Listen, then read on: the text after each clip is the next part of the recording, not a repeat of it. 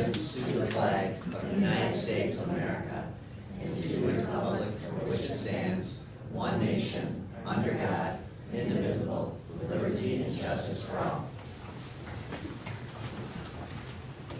Welcome to tonight's board meeting. Board meetings are generally held on the third Tuesday of the month.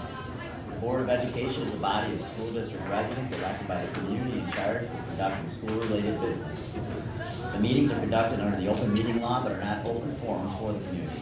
That being said, visitors to these meetings are to conduct themselves properly and with respect to any other individuals at the meeting. The Board of Education reserves the right to remove any individual for improper display of behavior or inappropriate language. The Board of Education will have a period of time to vote on visitor requests following any board presentations and the approval of minutes shortly after the opening of the meeting. Individuals wishing to address the board will be permitted to speak up to 3 minutes. A total of 30 minutes may be allowed for public comment. If we have any visitors tonight, we will go over the guidelines a little bit more closely when that time comes. Mrs. Cole, where are you? Oh, you moved here.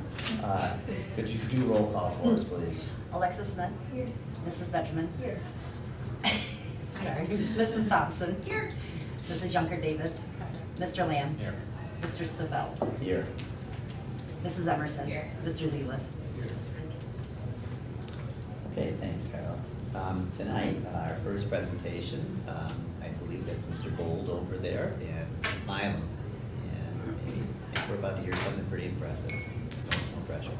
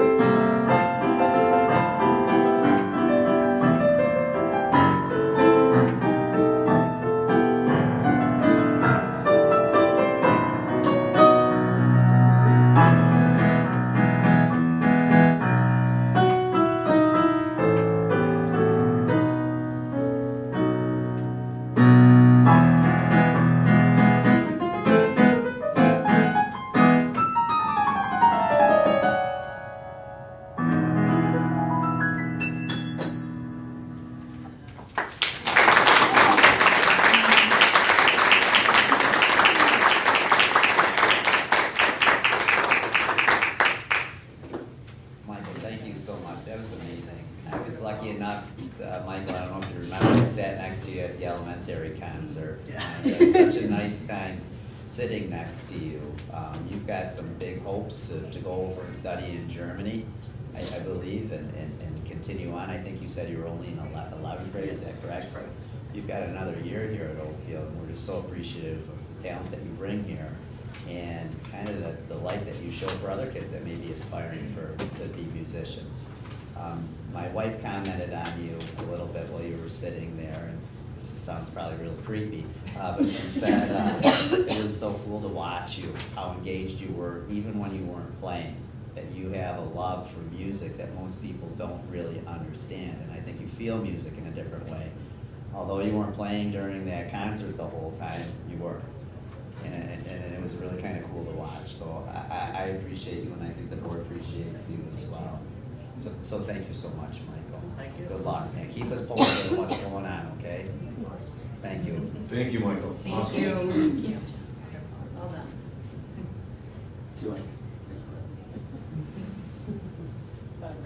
Okay.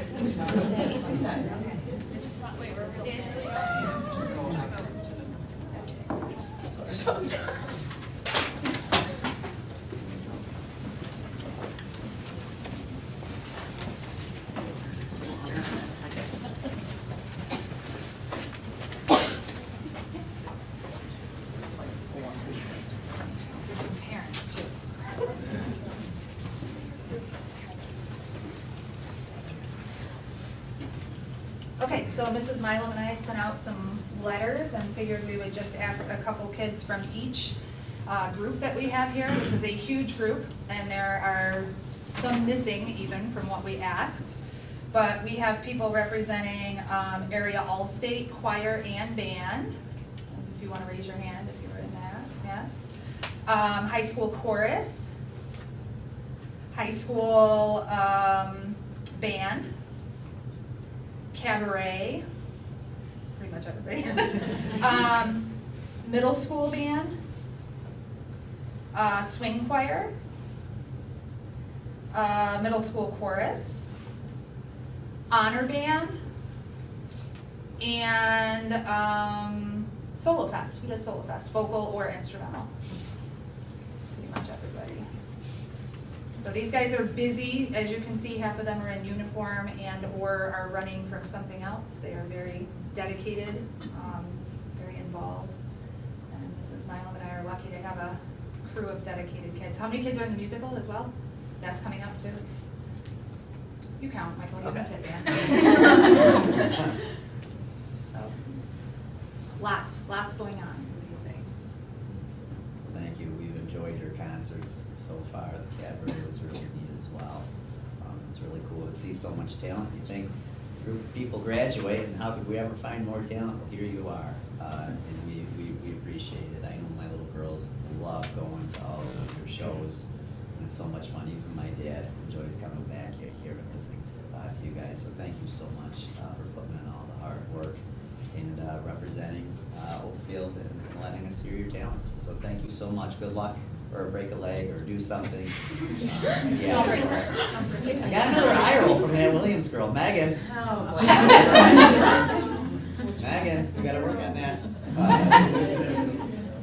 But thank you so much. Thank you, Holly. Thank you, Ms. Milam. Yeah, later on, I have a special thank you. I was at the cabaret in both, concerts. It's great to see the community coming to watch you.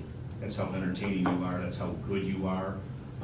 That there was a packed house on all the nights, and the talent is just great. And sometimes that talent is quiet, you don't notice it.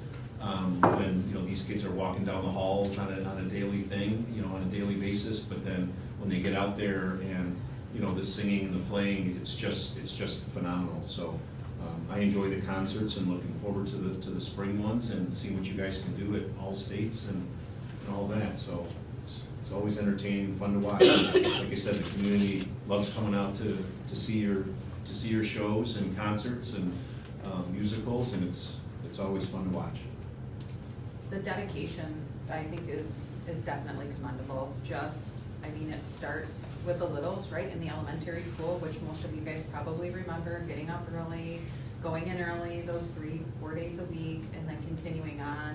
I know you have to give up study halls if you want to do band and music, which means more work that you're taking home, and then heaven forbid you're an athlete or do the play or things like that. So it's such a huge dedication, and I mean, these are also, you know, scholar athletes and musicians on top of it. So I just want to point out that we're so proud of you guys, and you really do make our school very proud. I have something I'd like to say. I actually compiled it, so I will read from my computer here, but I'm speaking to all of you as I read this. I want to congratulate all of the performers, not only the high school, middle school, but the 4th grade to 12th grade band, chorus, soloist, performers from the cabaret, and all of you. We have some real talent here at OA, and it helps. You guys are great role models to follow in our music department, and it's absolutely lovely. I most recently, I feel like your music everywhere in Oakville, from the football games, to the parades, to all of our concerts, and it is uplifting to see the collaboration of not only the students, but the teachers as well. So Billy Joel said, and I love Billy Joel, I think music in itself is healing. It's an explosive expression of humanity. It is something we are all touched by, no matter what culture we're from. Everyone loves music. And clearly here at OA, we love music too, and it brings such joy and smiles. These kids are blessed to have you as teachers supporting and inspiring them and teaching them every day. It's amazing to watch. And I want to showcase Mrs. Milam for a minute. So her talent runs deep. I've listened to many conversations from parents to students and have come to realize that she is just more than a teacher to all of you. She has a skill to learn every piece of piano for each song that you kiddos learn, and she goes above and beyond. She's even completed, from what I hear, vocals for college portfolios, correct? So you've accompanied, this is amazing. It's a big deal, and it's really unbelievable. Playing the piano is a talent, but your level goes above and beyond a talent. It hits a level I can't even explain. Learning a new piece can take hours, days, weeks, but for you it's just magical. We are more than blessed to have you guys educating these students, and I just want to say thank you to all of you for being such great students and great educators. Sorry, it was long-winded. We just want to say thank you to Lambs. The kids obviously now know about the pumpkin donation, so I know we've sent things, but I publicly would like to say thank you so much. I know how much work goes into that kind of farming, hand picking things, washing them, putting them out for display, and then to just generously do all that for another organization. We are going to benefit greatly, and as you can see, this is only a smattering of our kids, so the whole department will really benefit from that, and I'm truly grateful for a kick in the pants with the fundraising, for doing something wonderful with all of them. So thank you for your support also. There's been hardly any time where we've been turned down. We take them and do things, or we do different programs in our county, and we appreciate your support because it comes from you and the administration, and we thank you guys. We're able to work with them on such levels because of your support. So thank you so much for supporting them in all that they do. Thanks a lot. It's easy to support great stuff. Thanks, guys. Thank you. Wasn't that?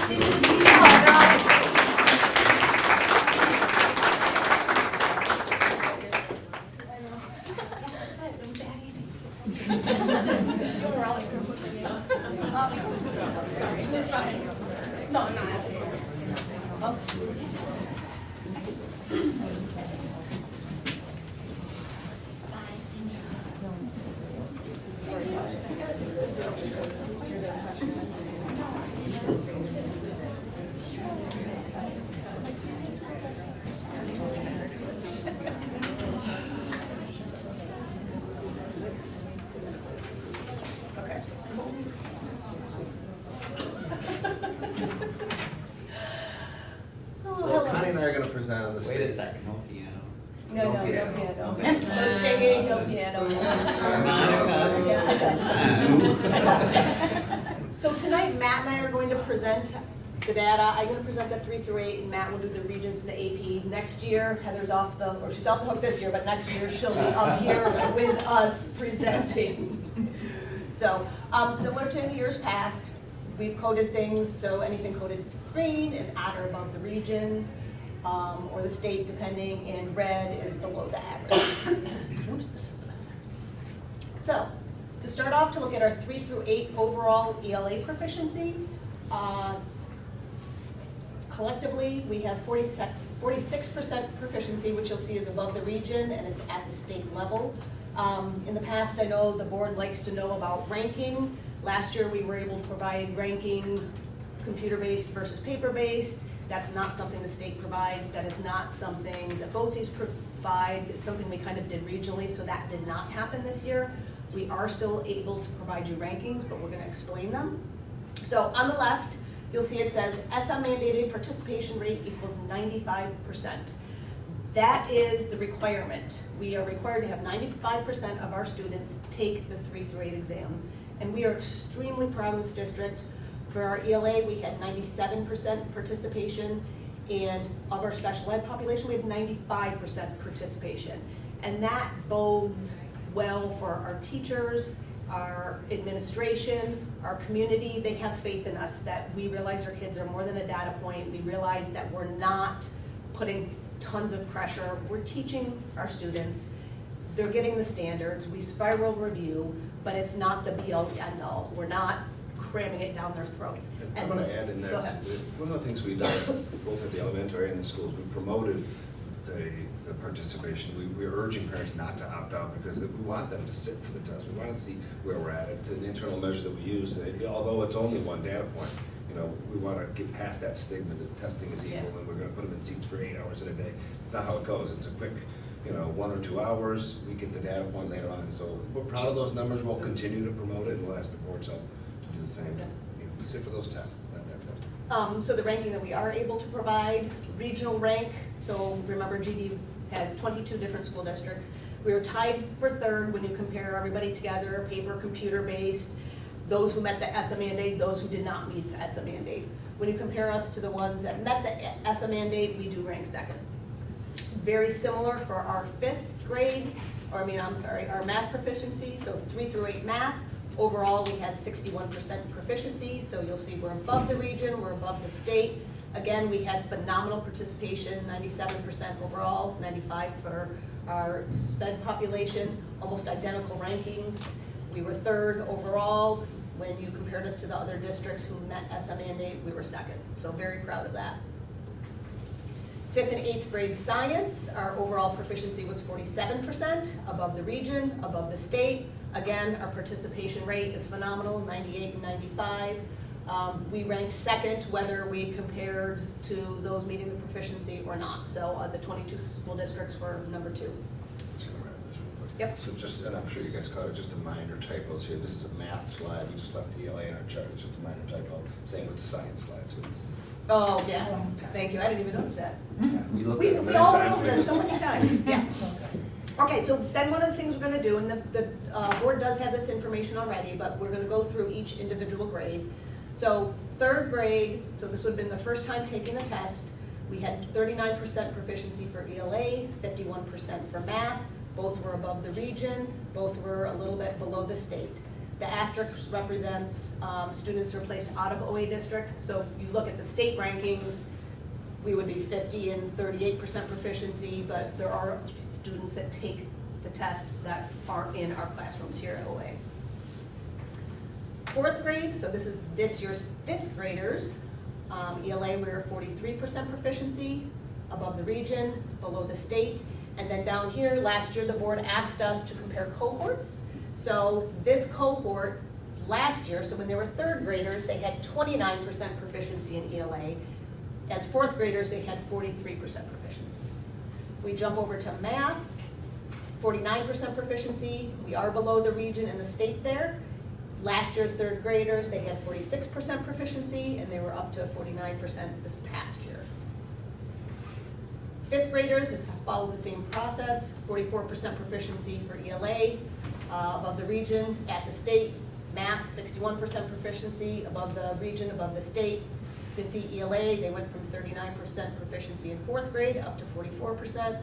In math, they went from 49% proficiency in fourth grade up to 61%. Fifth grade science, this was the first year that the state had the new NSLIS, which is New York State Science Learning Standards, Allied exam. We were 38% proficient for our fifth graders, which was above the region and also above the state. Sixth grade, so proficiency for our sixth graders, so this year's seventh graders was 41%. Again, you'll notice the asterisks. That is below the region and below the state.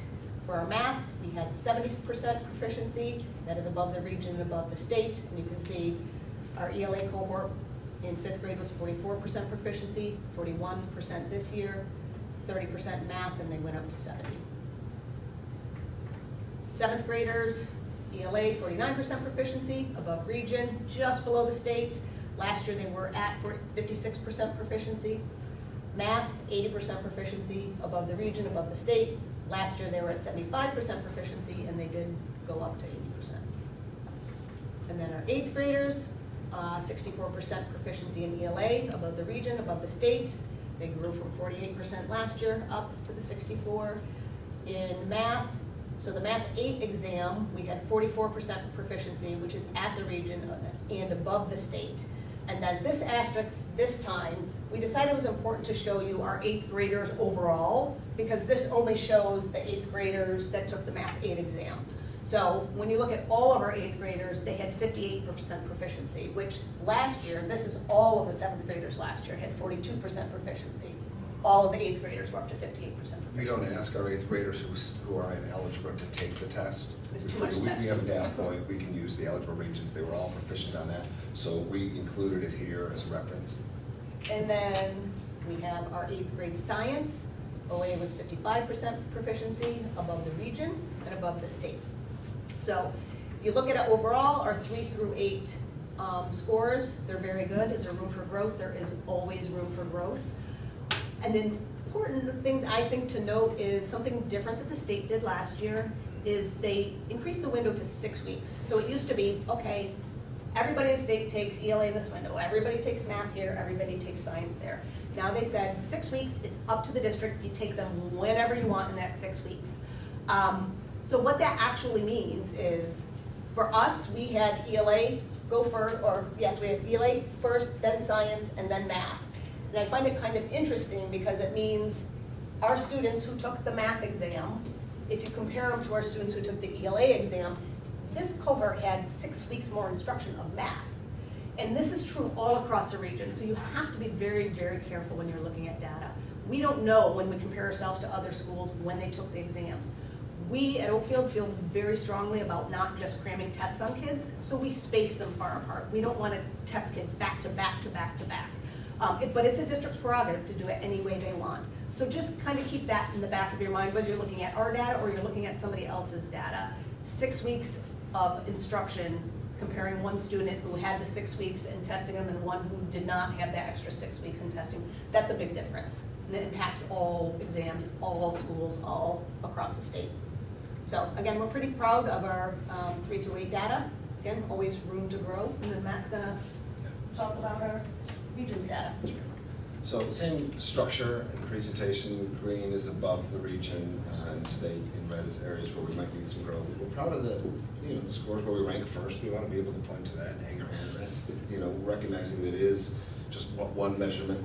So these are our science region scores from last June, highlighted there obviously by chemistry and physics, which kind of blew the region away. In social studies, U.S. history and global, again, the parentheses because some students take this exam out of district, so we included that data, which is listed on the state report card at 86%. Our in-house numbers for global were 93%. It might not seem a lot if you're into rankings. We are ranked 11th on that state report card. If we were to include only the in-house students, we would be up to second. So those, 1 or 2 kids makes a difference. But these are our region scores for social studies. In math, another highlight is algebra, which was first in the region. at 92%. And then ELA. So those are our region scores. I also want to highlight some of our AP scores because I think there's a lot to celebrate here. This is our English language and composition and literature. The number of students who took it, that's a number that I think is underrated in a lot of schools. What we want to do is promote those courses, especially in small schools like ours. You'll see on the next slide, we have a tremendously high percentage of kids sitting for these exams. And I've always said that AP is way more than the grade you get. You learn so many skills about time management and, meeting the demands of that kind of rigorous coursework. So I included that number because I think it's important, at the least of which we're also performing well. So this is English, but the one that really is the highlight, I think, of the whole presentation is what you see here for world history. That's a small cohort last year. This is 40% of our sophomores sat for that exam, and every one of them passed it. It's just mind-boggling. That's staggering numbers compared to what we're seeing across the state and really across the globe, because this is an exam that's taken by a lot of people. So in the social studies department, one of the highlights there is the number and the percentage of kids that are sitting for those. They're being challenged by their teachers and they're choosing to accept the demands of that rigorous coursework. So these are I think, some of the highlights of the whole presentation. And here's our science AP numbers from last year.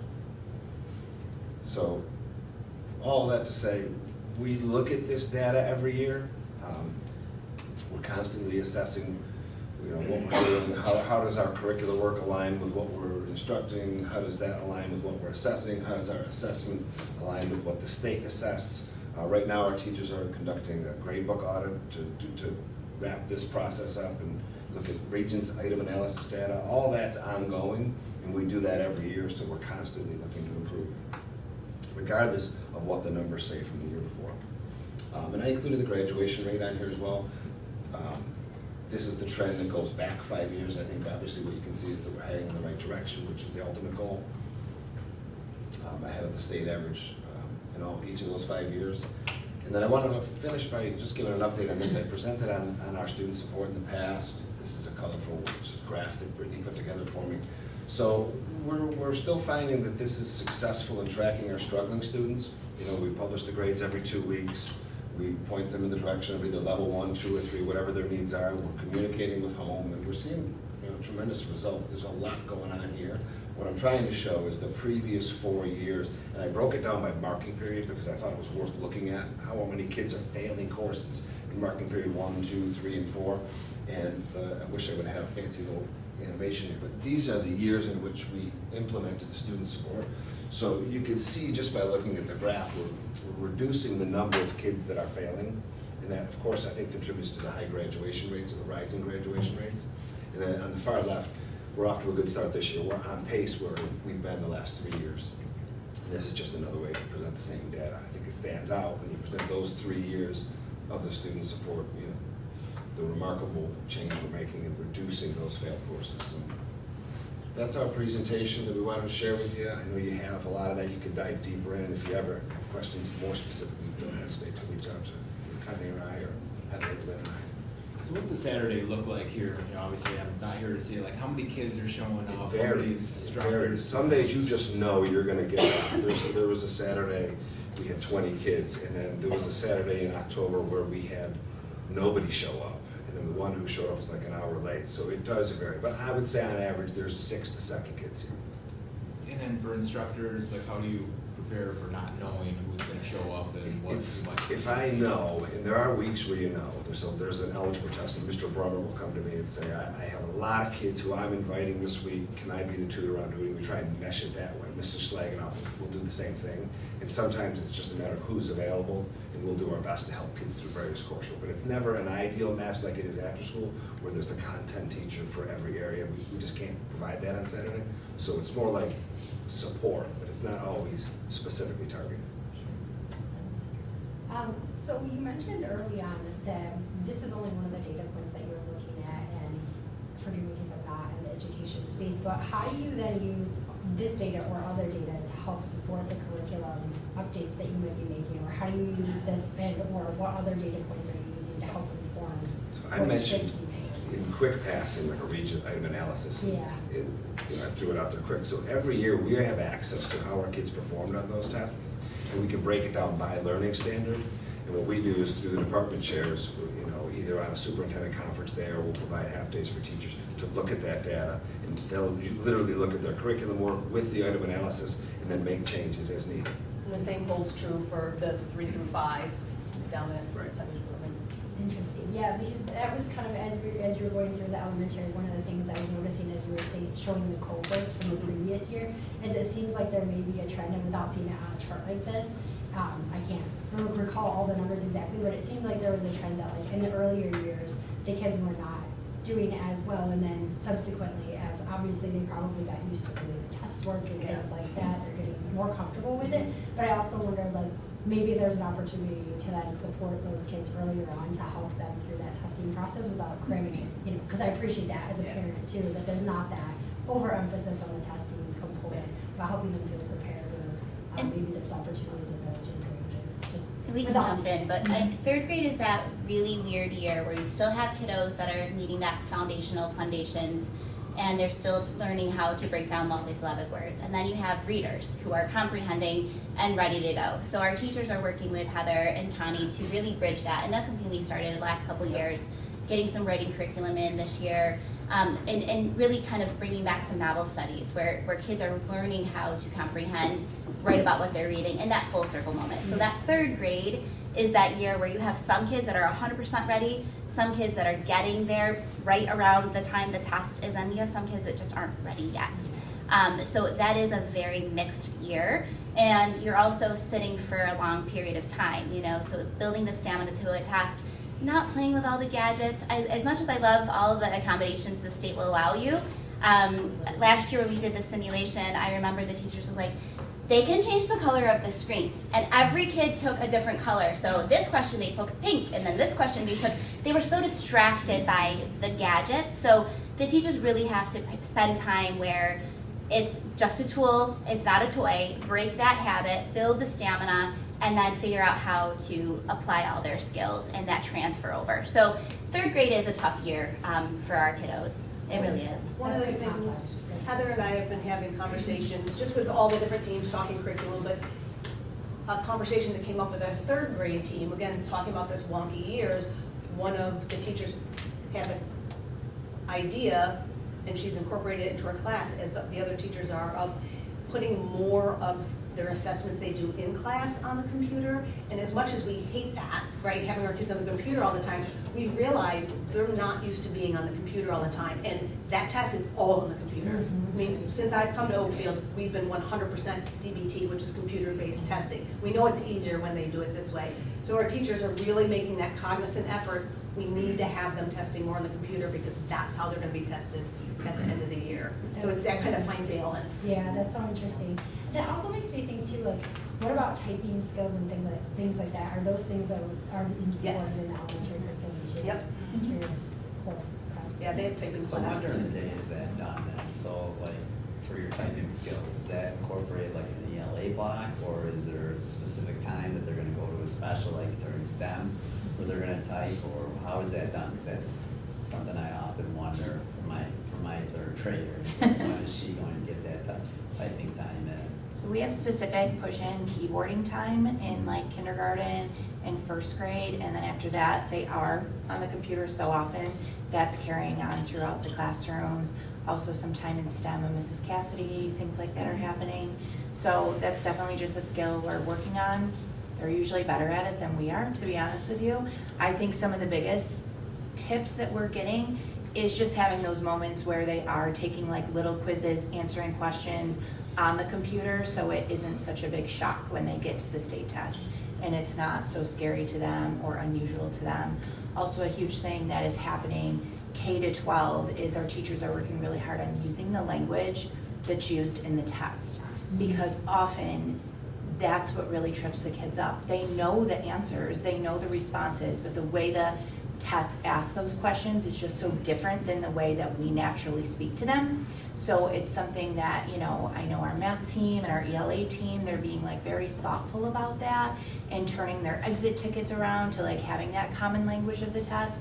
So that's what the kids are used to hearing. And when they get to the test, it's like, oh, that makes sense, rather than sitting there and wondering how that like question is phrased, and that's what like makes it confusing for them, rather than they can actually answer the question, they're just confused about how it's asked. So we're being really thoughtful with those things also, like just collectively across like the entire district, and that's something that's like really showing a lot of improvement for the teachers. That makes sense. I think like one thing I want to clarify is I'm certainly not a proponent of teaching to the test. Life skills are way more important than that, so I feel like I need to say that out loud. But just curious about like those support things, and we're looking at the data, how it pertains to like the day-to-day interaction of it, sort of taking it as one component to a child's education. Obviously, it's not that big deal for sure. But the nuances are real. Right. Right, and they can trick you up or trick a kid up, just like in math. Even if you do have a stylus and the kid wants to work it out on paper, you just can't pass the paper out. You have to raise your hand, right? And it's the strangest, it's like the golf ball in the old science ESP kit to do the test, or the tennis ball, you've got to raise your hand to get the tennis ball. And if the kid doesn't raise their hand to get the tennis, or the ping pong ball, they can't complete the test. And it's like, well, this is crazy, but it's a nuance, right? And it's stuff that it's not that you want to teach to that explicitly, it's that you just have to expose them and hope they will. Or like, on these tests, there's buttons that no fourth grader should be touching on them because it's not an equation that they're going to need to solve for. So like, how do you do that? Like, do you say, these are hot buttons, don't touch these hot buttons? Like, it's the weirdest thing, and it stinks that you've got to teach in that kind of manner, but it's a nuance that it's gonna get you on the day of that test. And there's fourth, third graders that are all of a sudden footloose and fancy free, and they realize they can do all these things. It's definitely gonna impact your overall, your success. For sure, I can see that. Every kid's got to play with the button. You can't not play Right. with the button. Yeah, But it makes the whole sense, time. because you want to make the data also as useful as you possibly can. If you're going to get it, you have to participate in it. Obviously, at the end of the day, you want it to be useful. But it's not useful if there's all these nuanced things that contribute, so. But you can still see trends, though. You can see, like, you could look at third grade over the course of the last 3 years and say, what's our trend out? Where are we strong? What standards? Yeah. And we look at individual data too, we break it down individually to see who needs intervention, who might benefit from it, so there's a lot we do. That makes sense. Thank Which you is for- great, because testing for the sake of testing is ridiculous. Right. If you're gonna use it to drive instruction and differentiate instruction, that matters. I'm glad you touched upon the comprehension across all subject and content areas as well, because I do think that that's huge. I think that people think of like reading and they think ELA, but they don't realize that it goes across every subject area. I'm learning this year with my daughter who's in AP Science, and taking Regents tests, like she knows the information, but the way it's worded is something new. The comprehension, the way you dissect it, the way you break it down. So that is a skill that needs to truly be taught at a young age so that they can dissect and break down and use that process of elimination to get rid of at least two of them, so you've got a 50-50 shot at answering it. So I love that you spoke a little bit more to that, because I think it's something that doesn't get talked about enough. And then Lynn, I was wondering if you could just touch a little bit upon, you already talked a little bit about accommodations that are made, but can you speak to the accommodations that are made for kiddos that have that 504 with extended time, or MTSS, and they're getting those additional supports? How are we making reasonable accommodations for those students when it comes to these types of tests? So there's accommodations that go as far as test read to speech to text. So students that maybe are struggling with typing, they can speak into the microphone. It sounds great, except it doesn't edit. So that can be really frustrating, and you're teaching the child how to use that accommodation. So as they get older, we're trying to be mindful of what's gonna work in that setting. A lot of people think that Scribe is a great accommodation until you have to do a Scribe. If you're a Scribe, the child literally has to say capital I, space, L, like they have to tell you capital lower, what punctuation, when to put a space. The kids get so frustrated. So when we're meeting as a team, there are those conversations of, does this child have the tolerance and the stamina? Do they have a good working relationship to be one-on-one? Are they gonna need breaks? So all of those things are accounted for on an individual basis. And then I work with Matt and Heather on what rooms, so that kids with accommodations, I try to put them together. But yeah, you can have anything from test read to a Scribe to extended time, and that looks different. It could be 1.5 all the way to 2.5. So, and it gets hard with our state test because it's unlimited. So then when you draw the line to say, you've tested for 6 hours. So as adults, we have to step in and be mindful and say, you know, we've really worked until you're exhausted, you know, your time is up. But we get creative with our accommodations and make sure it's what the kid needs. I think there's some times where I've had conversations where parents and our faculty get a little bit upset if I kind of push back until we have that full conversation of, is this really the right accommodation for this child?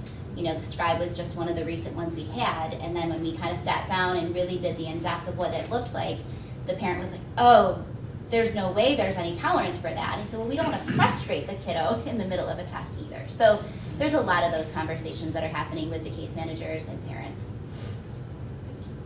I'll tell you, I couldn't be prouder of the staff here since I've been here, you know, diving into curriculum mapping, the scope and sequence, road mapping, working with their teams, reviewing, you know, curriculum, keeping up with the standards, to then bringing in, you know, BOCES for now, okay, let's take a look at your assessments and how do those play out in the common vocabulary. And, you know, Matt up here is now doing a grade book audit of, okay, now let's look at our grades.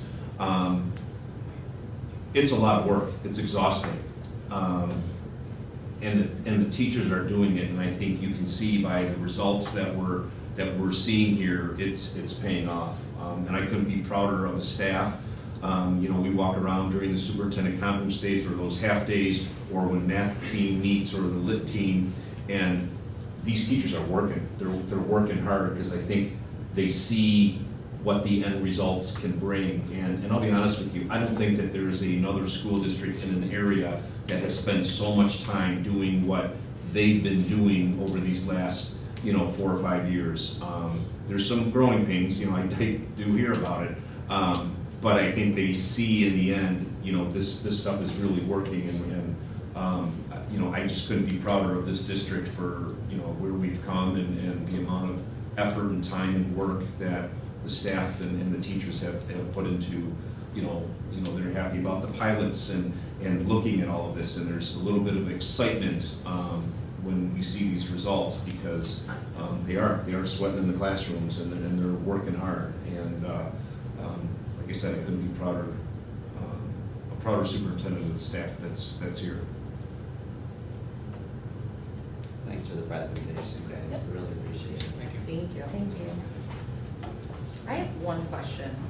Sorry, I know we're gonna move on. I was like, come on, stop. I just, Go I ahead, went guys. down. Yeah, Like take a this. seat though, Matt, if you Yeah, want. so when, It's awkward, so stand up there. when do we get the results back from all of those tests? It depends on what you mean by results. So they'll have individual questions usually have those at the end of June, and that's when we sit down with the teachers, share the data with them at grade levels, above, below, they dive into it.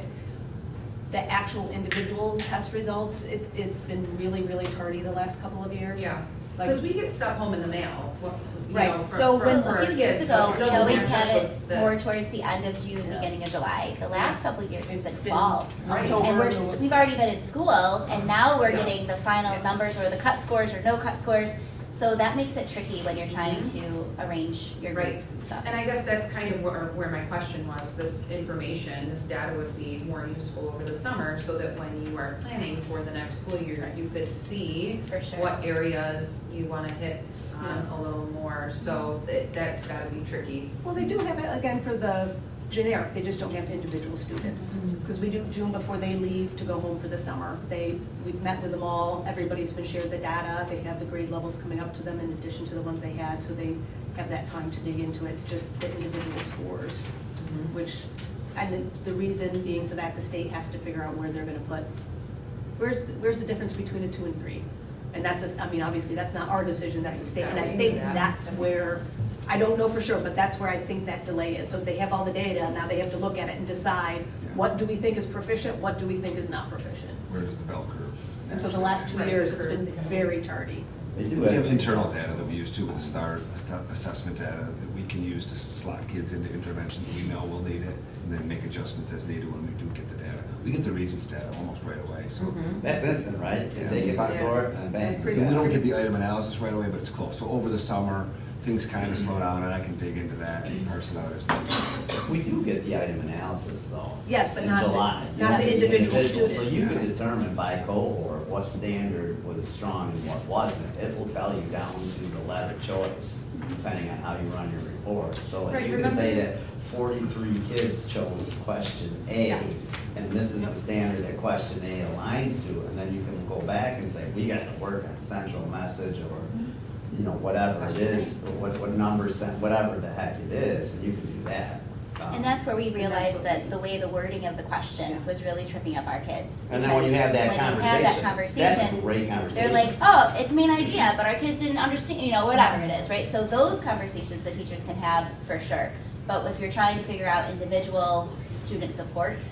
You're gonna have to use you're other looking- metrics, right? And that's hopefully the previous year's data that you've collected with or without state assessment.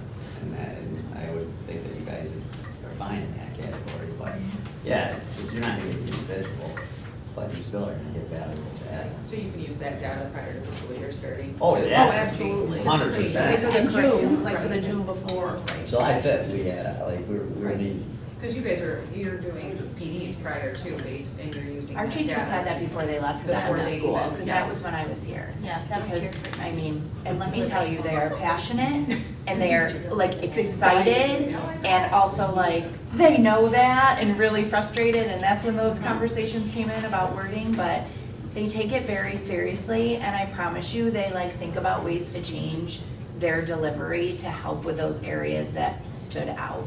They're very thoughtful And to rearrange it. the way the units of how they're teaching, right? So we've had that conversation where they're like, we aren't spending enough time with geometry. Bingo. So Yep, that's the they've one. moved things, All the or way when we through. were doing summer school, one of the things I said before Heather was, you know, my last summer, I said non-negotiable is geometry.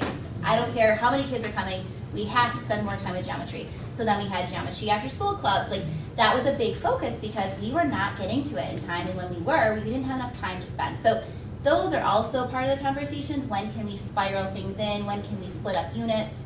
So it's a constant, you know, movement, Sure. you know, and depending on how strong your cohort is coming in, is going to determine how long you're spending on, you know, whether it's decimals or fractions or, you know, so there's a lot of those conversations that happen, and it changes yearly. I still have a question, I'm sorry. I know that these test scores come out, utilizing them for curriculum. So is this used to help identify if we need a new program or if we need a new resource? I know programs are like what we're implementing for math right now, but we do have resources from BOCES, and they don't mix, if I'm correct. I'm just trying to identify, like, how often are we determining if we need a new program based off of these scores? Is this something that we would use yearly to determine if we need a new program or a new resource? Or, That would be way too frequently, to be honest. Anytime, like, so when I first came on board and Lynn was new, when we took a look at things and realized, oh, wow, like, our literacy, we need to make a change, something's going on here. And that is a long, drawn-out process to, number one, research what might Right. be something that would meet the needs not only of our district, but to also meet the standards, the state scores. And then, once you start something, it takes a long time for teachers to learn a new thing. And our elementary teachers in particular, they teach all the subjects. So we don't look at these every year and say, oh, okay, we gotta change this because the ELA score is not good enough in third grade, they need something else.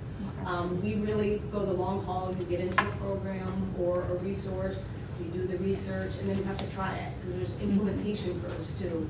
Anytime you try something new, it takes a while to learn it. And resources are going to be much more inexpensive than a program. You know, your math curriculum could be anywhere from $40,000 to $60,000 a year. So you can't constantly buy new, but we're constantly watching for research and looking at, what's that website? I always call it the Green Pages. EdReport. To see how those resources are stacking up against every, you know, if it's all green, that's why you want all the green, Yeah. so I call it green reports. But you want them to have a high ranking. If you have a high ranking and they're valid, then you start to talk about what would work and what wouldn't. You know, our teachers are finally feeling more comfortable with foundations. It's been a couple of years, you know, but we've realized that my special ed population, they are more adapting to our Youth Fly program, but it's very similar, but the pacing is different. So having conversations about that is also constant and really helpful. So you could walk into a classroom and stations, because they have so many different groups of kids at different levels that, you know, this group might be working on their, you know, comprehension, but this group is really still working on multisyllabic words and, you know, kind of being exposed to different things. So those resources are really important for our teachers, because then they can work within the room and meet the needs of all of our students. Okay, thank you. That's super helpful context, so thank you for explaining that. Yeah, it's hard because we're not educators, so we don't know, like, how do we implement programs? Is there programs? Do they carry over from year to year? It's really hard, you know, for us to see that from a community point of view. So thank you. Yeah, last thing I guess I would like to say is thank you for presenting all of this. I think this is my first meeting where we've really gotten deep into the academic portion, and obviously that's the real reason we're all here, and it's nice to talk about all the other great things that are happening in the school, but that was really helpful, deep dive to understanding how you all are contributing on a day-to-day basis. Thank you for that. Thanks, Mallory. Thank you. On to item 3, the minutes. Be it resolved that the minutes of the November 19th meeting, 2024, be approved. So moved. Second. Any discussion?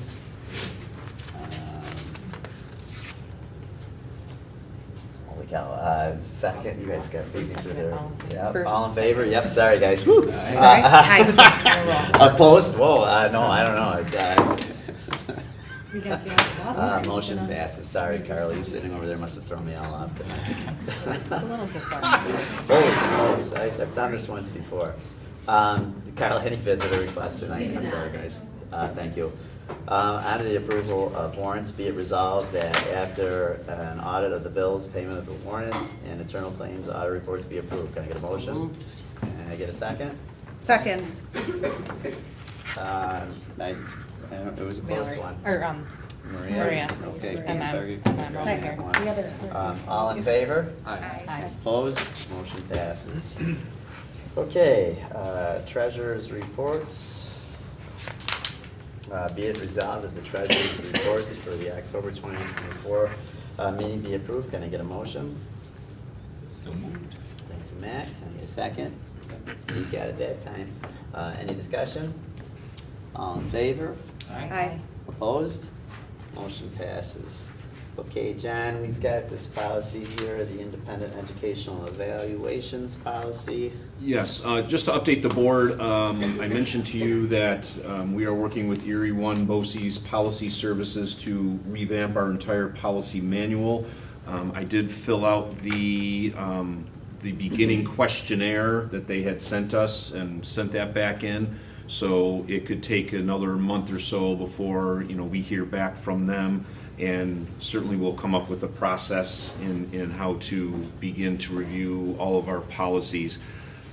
However, in the meantime, I threw policy 7680 in here on independent educational evaluations. Let me clarify that if you take a look at the policy itself, it's a very generic statement. It's the regulation, and because we're putting a monetary value on it now, that's up for board approval. Boards usually don't approve regulations because the district decides how to execute the policy. But this policy is in regards to parents of children with disabilities have the right under federal and state regulations to obtain an independent evaluation at public's expense, you know, the district's expense, if they happen to disagree with a school district's evaluation. The concern that we have and what we are seeing that's occurring more often is that families are disagreeing with some school district's evaluations, and then they're going out and seeking their own, to the point where they're going out of state, travel expenses, flight expenses, this, that, and all the other. You're talking up to $20,000, $25,000 that it could easily cost the district where a parent could say, I don't agree with your evaluation and I'm gonna go get an independent one.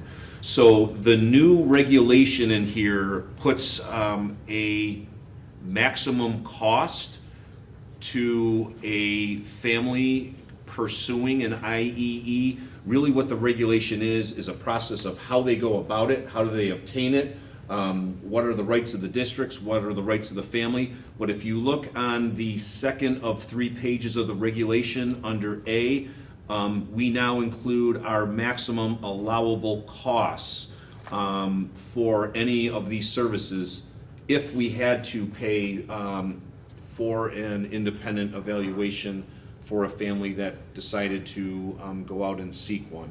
So I'm throwing that up there for you. It's a lot.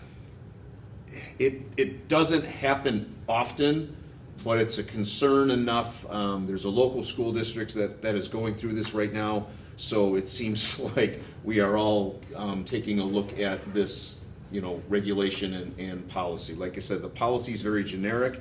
Our old policy talked about how the district would pay up to all of the competitive fees of the general area, and we all said, what are the competitive fees of the general area? So this is the new regulation that puts the maximum cost allowance on it for the district. Just for context, my only question is, are these rates in line with what that was? Is that the research that you all did and then those? Yes, these costs So that it's I, acceptable for someone to actually have gone and done these things at these costs? correct. If you look at some of the area school districts who have just revised this and have approved this, this is within the normal range. Yep. Seems low. It That's what I was seems, thinking. it seems very low, actually. Like, I would put this more like if you went through your insurance with a high deductible plan, that might be what you're paying. But to go private with no insurance whatsoever. Well, but you're also talking about, parents that aren't agreeing with the first evaluation. Right. And if they're gonna go ahead and decide not to agree and go through the process of finding an independent evaluation, that's on you. And so, school districts are deciding to realize that, there is laws out there that it can be at public expense, but to what point? And when you have some of these families that decide that they wanna, travel and have, certain doctors do this and cost districts $15,000-$20,000, that's just Can we not ask astronomical. them to go through their own insurance first? I don't think we can go through our insurance, but I know Their that part of insurance. our new suggestion was the 55-mile radius, because that is also along with Lake Erie McKinney Vento students, right? Sure. So that makes sense. We've had students in the past, I was still the assistant principal when they were talking about going out of state to a specialist. I have a district the neighboring district that we're talking about.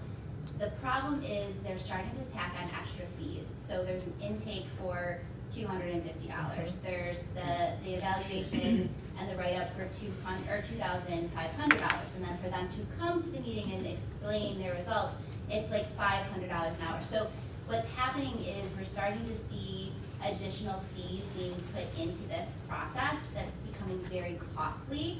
And all of our neighboring districts are kind of saying we need to be a little bit mindful so that it's a reasonable process versus something that I don't even know how to budget for with Christine. That makes sense. I think my only caution was that these looked really low, and so the question becomes, are these absolutely something that someone can obtain if they were to ask? Because there's obviously, the reason that policy is that way is to And provide. it's gonna depend on where they want to go.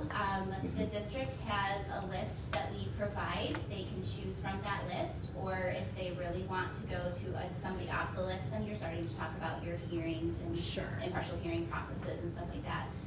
But most families, you can have those conversations and have like a conference to talk about your concerns and almost kind of interview some of your providers that are out, or say we've had, neighboring districts have used this person and, they're very personal with their kiddos. So, it's a very collaborative conversation. You're hoping it's not the confrontational side, but some of them do.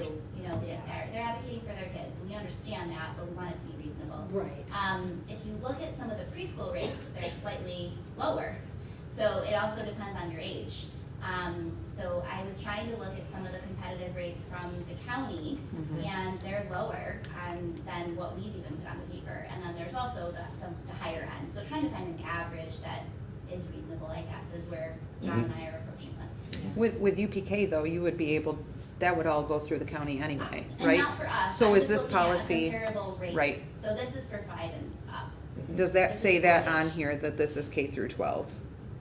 I thought so. It would say school age if it, Hold on a second, I didn't bring the policy. well, how dare you? Is there anything with this that says that we have to pay for this? We do have to legally provide Yes. this, which is why we're trying to make it financially. And that's the responsible for concern. us. You can have a family that asks for multiple evaluations, multiple this. We're gonna go see a specialist, we gotta go out here to do this. It costs, I mean, it can add up very, very quickly, and we're just trying to put a cap on it because we also need to be fiscally responsible to our, to our taxpayers and to our community. And there was a lot of open ends with our prior regulation, and a lot of, it could be argued either way of what's a competitive rate in the area, however it was worded in there. And so school districts are now putting a cap on it. But this So is also, yeah, go ahead. Pete. That's Yeah. just a state mandate that we have to provide some financial reimbursement for this. Correct. We have to pay for Mhm. the outside evaluation. Yes. But it's on top of already the idea that if a parent requests an evaluation, the school district has to provide one within house. But we have the resources in the We house do. to do it. Correct. Yes. And I guess Correct. That's why I'm having a hard time understanding, we have these resources. This is if a parent disagrees with our decision or an evaluation that we have provided and conducted, that they can now go and get an independent evaluation. Right, I understand that, yeah. but just to me, it's like, okay, well, you don't agree with ours, then my feeling is then it's on you to. Right, that would be how it Correct. should be, but it Right. isn't, right? And it's That's rare. what I mean, like, why It's can't they go extraordinarily through rare insurance? for a parent to dispute it. It's not gonna happen too often. I think, John, I appreciate your example, but that is an extraordinarily extreme example with the $20,000 at school cost. I do agree, Lynn, that there are tacked on here and there, but it's rare. I've seen it. Yeah. So in the therapy world, I'm wondering if like vision therapy falls into this. I see related services for $300, but I can tell you right now that a vision therapist evaluation is $1,800 for the first visit only. If you do enroll in the 6-week program, after that, it's $3,600 just for one visit a week. That doesn't include any of the treatment options for different light therapies and so on and so forth. So I would assume that because that's an independent educational evaluation for vision therapy, it would fall into the same category, but we would cap out at $300 for that being a related service. If that's how you approve the policy. And then would we automatically provide that $300 to the person and then they would pay the rest of that? Or they would just not be allowed to have that evaluation because it costs too much? They would have to provide a receipt, goes on to talk about the reimbursement timeline. Right, but do we pay them the $300 and then they pay the rest out of pocket? If they choose to continue with the process and they've submitted the paperwork in the timely fashion, yes. But if they bring in a hearing officer, then you're talking almost like a mediation and that could change. Okay. But yes. So that would override this policy then, and we would And- still and there be could at cost. Correct. There could be a time where a hearing officer would mandate that we follow this procedure and we go for an IE just because there's too much dispute between the two parties. So it can be something that the parents are pursuing and it can be something that a hearing officer has said we need to do to help settle any of the mediations that we're facing. Okay. But it's peculiar because at the end of the day, if we don't have the ability to evaluate within house, we can then contract through BOCES. Right. And we'll still be able to have that evaluation done, Pete, but at the end of the day, if they disagree with that evaluation. Right, but I guess that's still to my point, it's like, It- okay, we've thrown all of our resources Correct. at it, and if you don't agree with it, then. Right, well, it's sometimes parents that are like, really are informed. Yeah, no, They've read a great deal of research and they really truly believe that there's, and they might be correct, you know, they may be correct, and they may seek an outside, I mean, there's many of us that would wanna have an outside consultation for something that maybe, you know, we feel is wrong, or not wrong, but maybe preventing us from being the best self that we can be. So like, I don't know, Second opinions. yeah. So it's People their- get second it's- opinions of all the second time. opinions. And does That's this the world we Yeah. live include, in. does this include the frequency of visits? So if a parent is So not this is liking the just to frequency? get the IE, this is just to Okay. go through the evaluation process, and then they would Not bring the that treatment. report, we would have No another, services. yeah, not the Okay. treatment. Then we would have another meeting and deliberate over those findings. So this is just to initiate the process again. Mm-hmm. Eventually, when the new policy, you know, through your EVOCs goes through, there's a couple policies that I wanna discuss regarding that we do have some families that every year want kids tested because they didn't qualify last year, but we're trying to cap that as well, and that's something we're seeing across districts as well. So Okay. some of these conversations will sound Yeah. familiar in the future, just Mhm. because we're trying to make it reasonable for our kids. Yeah. And some of these tests, you know, they're It's- hours long. It's, yeah, And it's it's tedious. rolling on them, so Mhm. making sure that we're doing what's best for the student at the end of the day is the priority. And I'm not, when I say that sometimes going outside for an evaluation to have that score compared isn't a bad thing, it's just at what cost is Right. it our responsibility? And you're doing the same standardized test Correct. across the board. You can only Right. do the BMI A for list is a OT list. one time every so many months, so yeah, I totally get it. So what is the frequency when you can evaluate? So for like the IFSP or the IEP, it's once every 12 months. So how often are they able to evaluate a school-age child? Well, your triennial is every 3 years. Right. But if you are going from EI to CPSE, you're going to update your testing, and from CPSE to CSE, you're going to update your testing. And it doesn't always mean it has to be a full standardized test, and sometimes we do, you know, when you first are initiated at 3, a lot changes by the time you're gonna be 5. Right. And the standards change, and the norm scores change. But to say that you should go through a grueling process every year when you didn't qualify Right. is the problem. Right, Right, so that's what we're trying to just be cognizant decrease that of. frequency, yeah, that makes sense.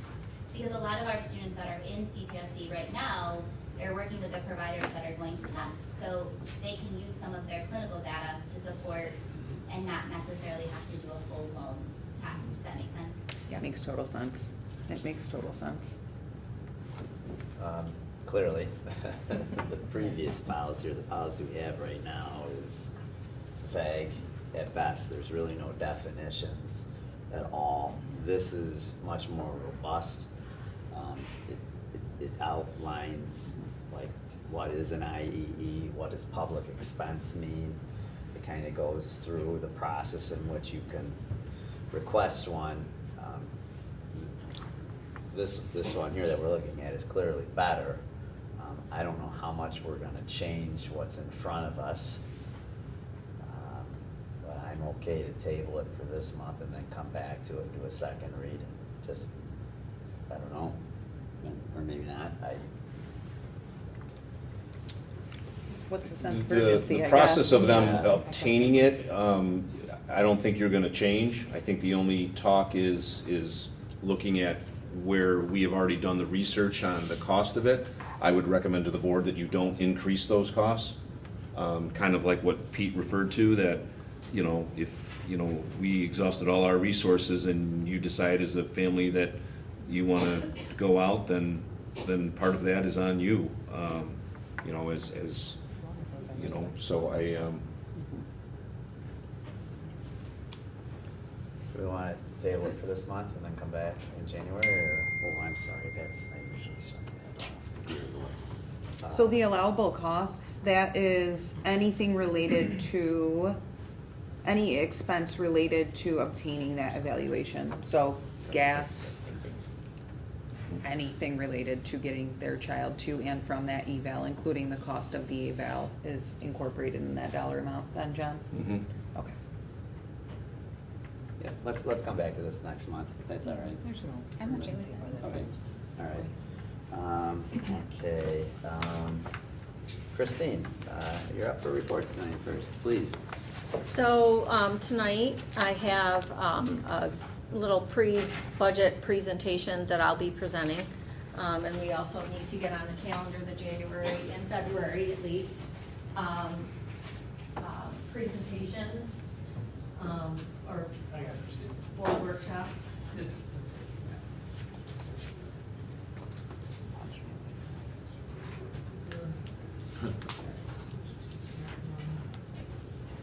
Thank you.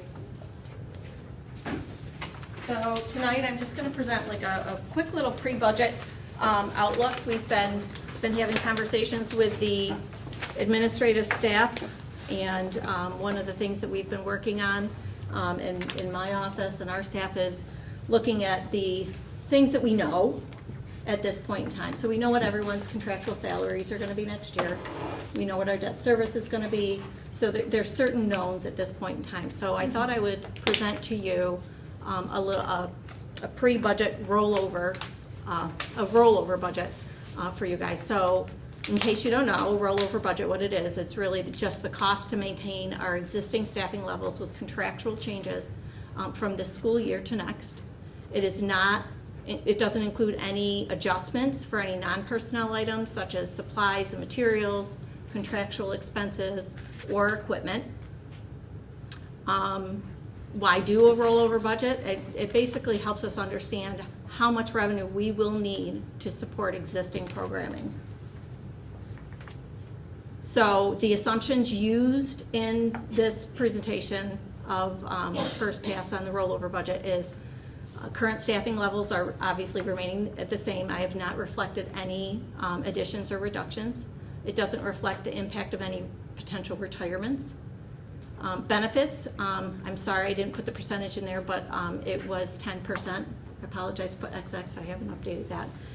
Your TRS rate is pretty much staying flat. It was 10.11 in 24-25. They're estimating it between 9.5 and 10 for next year. The ERS rate is up 0.085% from 15.2 to 16.5, so it's a 1.3 percentage point difference, but it's 0.85%, so it's not a big increase either. Debt service is as per the debt service payment obligations for our bonds, and again, no changes to our equipment, contractual, material, and supply lines at this point in time. We've had these discussions. I know what some of the requests are, but I'm going to present that at a zero increase at this point in time, just so we can isolate. Christina, the health insurance number, can you just give us some background on that versus years past and the 10% number? Yes, so health insurance is what we're hearing, and now health insurance, this is just the health insurance. Dental is where I'm projecting the dental and vision flat. Our health insurance, what we're hearing from GAHP, apparently is 10% this year. Okay, now mind you, our real year-over-year cost is not necessarily always 10% because you have retirements, you have people changing plans, so it's not gonna be exact. So we've had some fluctuations there, so if it's never been around exactly what GAHP tells us, that's why, because there will be other factors that come into play, okay? So on the rollover of our expenditures, I have the 24-25 adopted budget on here for instructional salaries, non-instructional salaries, obviously make up the majority of our budget. Instructional salaries are going up 4.9%. Non-instructional salaries are going up 2.4%. Again, this is projecting as existing staff and their next year rates. Benefits, obviously you see that goes up 5.9%. Benefits is everything. It's TRS, it's FICA Medi, it is ERS, it is health insurance, it's dental, vision, it's all of that. So that's going up 5.9%. Our debt is going up 704, but if you remember how, as part of the capital project plan, is that last year we had a $350,000 transfer to capital to kind of bridge that gap of that year where we had some debt falling off. We wanted to keep things level for the taxpayers, so now you'll see that debt goes up, capital's going down. The net of that, hang on, I did do some math before I came in here. The debt service, the net increase is $354,260, but we do have a building aid revenue coming in that offsets that in the amount of $397,000. So it really is, that increase is pretty much covered, okay? And again, I reflected other is just everything else, contractual, materials and supplies and equipment. Right now, it's 0. I know there's been some requests, I can't guarantee that that's gonna stay 0, but we will discuss this at future budget workshops. Just some things to talk about. I've been attending a lot of the NISBA webinars. ASBO's having a webinar tomorrow and about foundation aid. Foundation aid for OACS is fully phased in, and we are on hold harmless status.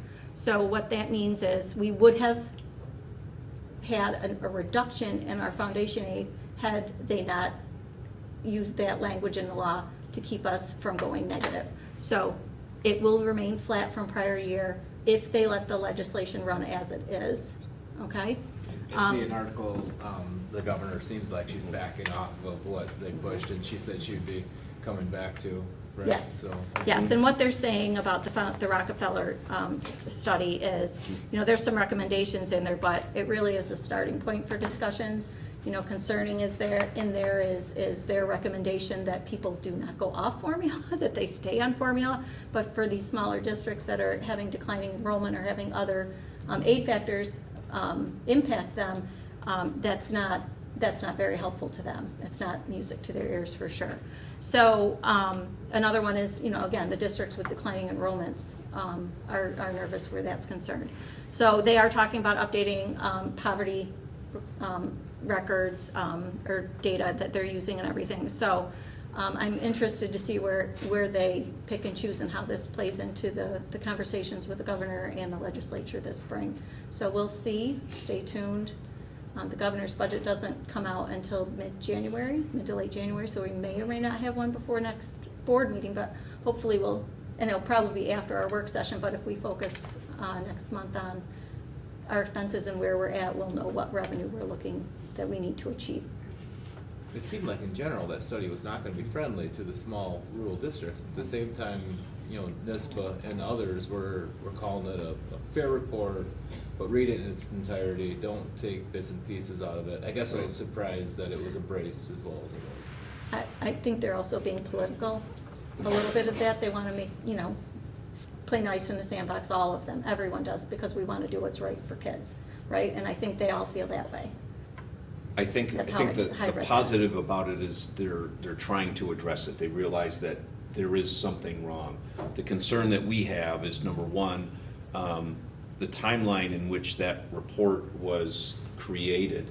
Did it give this institute enough research and enough stakeholder groups to talk about what's going on? We still kind of feel that we were underrepresented as a rural school. And then the concern being is, what does it educate? One of our advocacy points was, what does it cost to educate a kid in New York State? And I don't think they've done the full extent research in that. And again, you throw in school districts that have a higher special ed population, poverty rates, things like that. There are a lot of things that we do agree with, but these are only recommendations. And what are they going to actually use? I mean, the overall general idea is, okay, we're moving in the right direction because we know there's something wrong here, but how is that going to pan out in a year or two? A simple formula for every single school district in this state doesn't work, and so that's the concerning factor, Yeah, so we'll see. Rockefeller study, interesting stuff, so we'll follow that. The inflation factor did come out we believe that the inflation factor, while CPI right now is about 2.99, we think that when they release the number in January, that the tax cap will remain at 2%, but we're starting to hover for those years back a few years ago. I don't know if you remember, that inflation factor was below 2%, so inflation is coming down. And let's see, change in federal administration, something to consider. So we get, how is that gonna impact our federal grants if anything happens with the U.S. Department of Education? So, we really need to keep our ears open and our eyes open and find out, what's coming forward.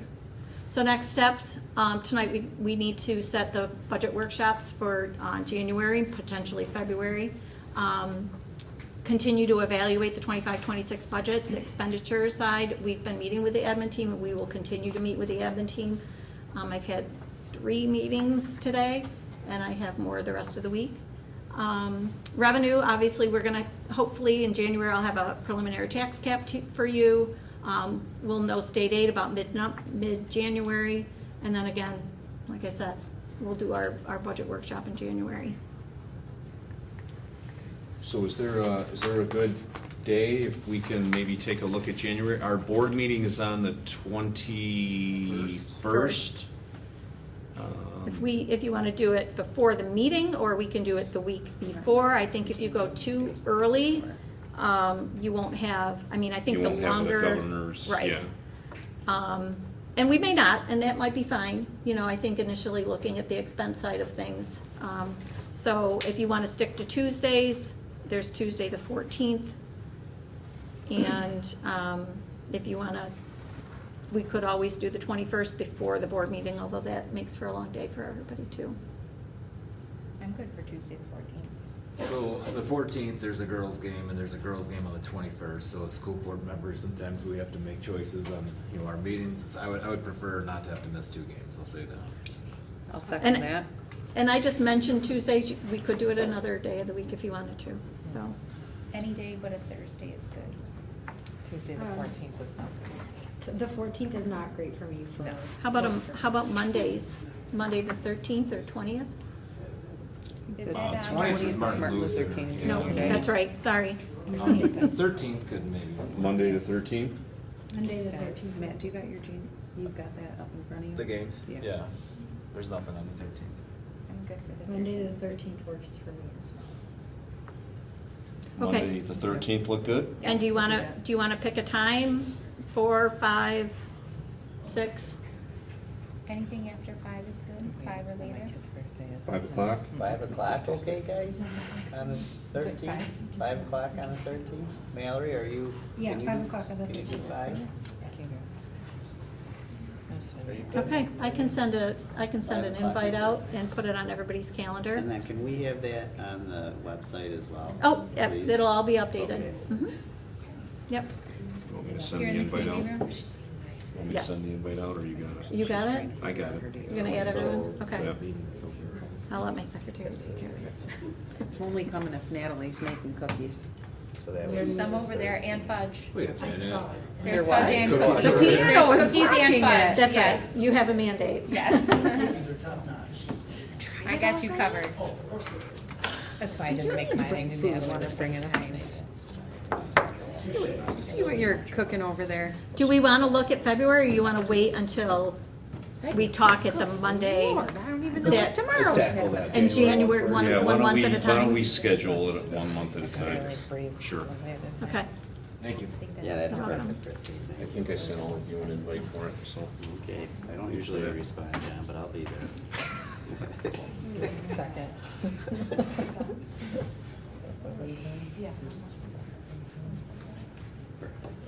All right, John, if you're ready. Sure. We are. Just a couple updates. We're still awaiting final SED approval for our capital improvement project. I am hopeful that it should come within the next few days or the next week or so. I'll certainly let you know when we do. I want to congratulate our music department for their fantastic holiday concerts they and their students put on over the last couple of weeks. Both the elementary and middle high school concerts had a packed house here, and just watching them and their ensembles performing is just incredible. It's a lot of fun, and I know the community really enjoys it. A lot of smiles, so congratulations to the music department. I would like to thank Melissa Hoffmeister, our school social worker, and Jordan Alejandro, our school resource officer, for all their assistance in sponsoring the New York State Police and other organizations for donating, buying holiday gifts for our families this Christmas season. I know that they've spent the last few days delivering these gifts to our students. And, Jordan Alejandro also participated in the Genesee County Shop with a Cop program. And last week, the Tractor Supply Company dropped off a whole bunch of their overstock, which we've already given some of that clothing to our students. So I just want to thank the following: the Oakfield United Methodist Church, the First Presbyterian Church of Lockport, the Oakfield Betterment Committee, the New York State Police, our OA staff members who donate a lot of extra gifts and holiday money to Melissa when we have some families and students in need, the American Legion Post, and again, Tractor Supply Company for their donations to us in our district for our families this community season. Actually brings a tear to my eye because just the outpouring is great. Our amazing PTO this past week provided holiday gifts and treat bags and refreshments for our staff, so thank you for that, and thank you for your continued partnership. Tina and her crew, they're just awesome. They're here. They were working the Mary Moose shop, and it's amazing the amount of time and energy and things that they bring back to our kids and our staff here. It's a great partnership, so certainly appreciate that. And I know there were many smiles around, the buildings with just the gift bags, and I think they paid to have everybody have at least a $1 lottery card in their gift bag. So it was nice to receive that. And just for the board, I will be hosting the Genesee Valley Superintendents and Genesee Valley BOCES personnel here this Thursday morning for breakfast and our monthly meeting. So I do want to thank our fantastic cafeteria staff. I know they're probably not happy with me right before the holidays. And Mary, they're cooking and catering for about 40 to 45 people that will be here. So it'll be busy here on campus, so I want to thank them for that. And as we finish out the week, I wish our students and teachers and support staff and administrators and board and our community a very Merry Christmas and a Happy New Year. I think this is the first time in a long time that we actually have a full 2 weeks off over this Christmas break, so enjoy. Thanks. Connie, you've already done a wonderful job tonight. If you have any more to say, the floor is yours. I just, in general, kind of reiterating some of what John talked about, it is such a wonderful time around here between our student council, our teachers, the admin teams, PTO, Health and Wellness has provided things for both buildings as well. Just the outpouring of love and joy, the support for our kids, just making it a happy, special season for everybody. And you really feel it when you walk through the halls. The kids are happy, people are smiling. It's often rough between the holidays, and we know 2 weeks, although, like John said, I've never in my almost 30 years of education had 2 weeks at Christmas, so this idea that there's no children for 2 weeks, it could be a little rocky when we come back. So, Heather's laughing, she's like, yeah, it's good. No, so I just really appreciate the teachers and staff making this such a wonderful place to be for kids right now. It just really, really is. There's fun things happening all the time. So I just wanted to thank everybody for that. I mean, look at Mr. Montroy right now. Yes, Mr. Montroy. Go Bills. Thanks, Connie. Heather? I mean, ditto to everything. I was just gonna say, when I took this position, one of the things I was most excited about is your smaller schools and how I say they're small, but they're mighty. And it is beautiful to see how people come together for those in need.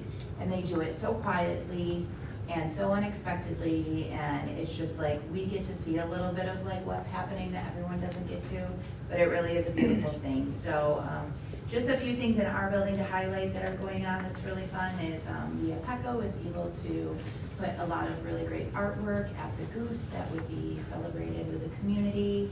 Our chorus went yesterday to the Genesee Premier Nursing Home and sang to them, which I know was like a really great experience. Our third grade is getting their treat and going bowling this week for their feathers. Yes. So that's really exciting. And then this morning in our faculty meeting, we really just took time to like celebrate together.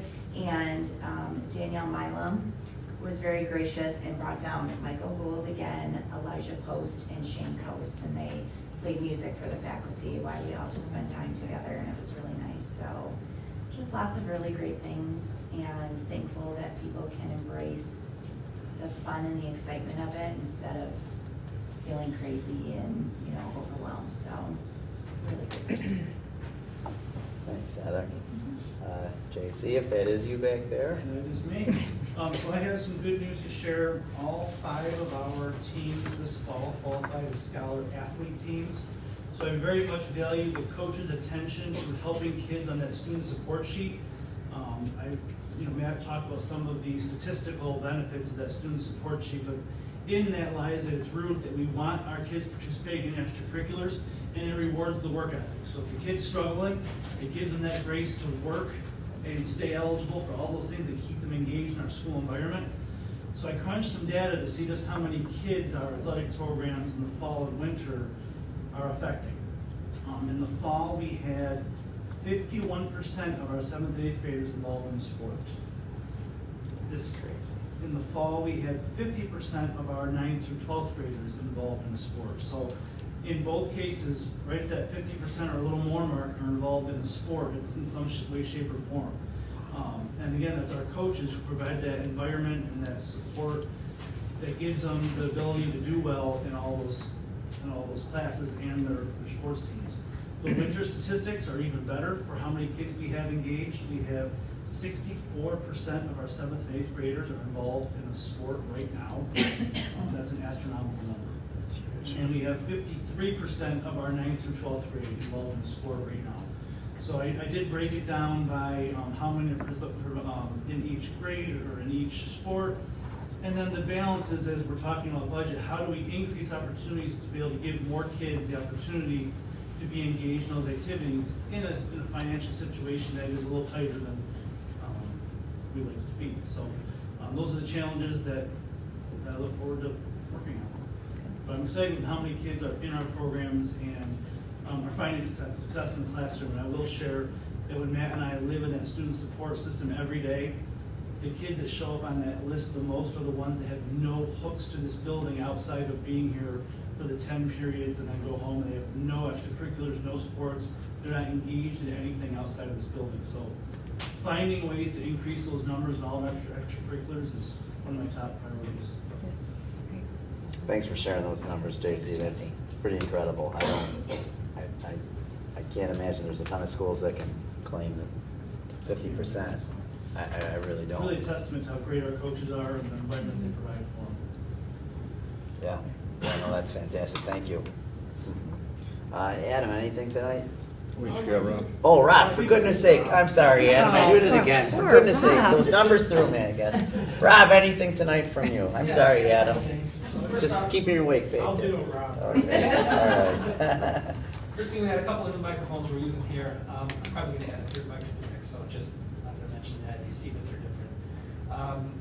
Website redesign survey. So I put it on Parent Square. We're looking for a couple of weeks now to have people look at the 12 potential designs, tell us what they like about it, tell us what they would expect to see on the website, and give just general feedback. So to increase participation, because it is sometimes someone would have to go through 12 different designs and look at them. We're trying to entice people by, we'll have some gift cards given out to anybody that, the chance to win a gift card for anybody that submits. So we'll pick a couple of winners for that. It supports the Village of Oakfield restaurants and stores. The reason why we're switching is twofold. One is it's hosted by Parent Square. So we already, our beloved Parent Square that we use, they now got into the business of doing school district websites. So a lot of real tight integrations where we post something and it can not only do what it does now, but also go as a alert on the homepage. So a lot of two-way communications there. The other reason why it is less expensive than our current host now too. So It has more features and it's less expensive, so it's kind of a no-brainer. A lot of districts around us have switched to it already, and I know that Elba is one of them, Byron Virgin. So we're not the first ones to venture down there. They started doing websites about 3-4 years ago. And our goal is to go live around June 1st. So what I do before that is a change of the actual school year. Well, last month I did a couple of tech conferences. I able to present, attend, and I would do the administrative stuff, I did the IT stuff, and I did the teacher stuff. Since I had 14 years as a classroom educator, I still want to stay sharp on that. And it was a whole lot of great stuff to see. You'll see some of it in the February 20th presentation, which I'll mention in a minute, because a lot of it, as you can imagine, focused on artificial intelligence.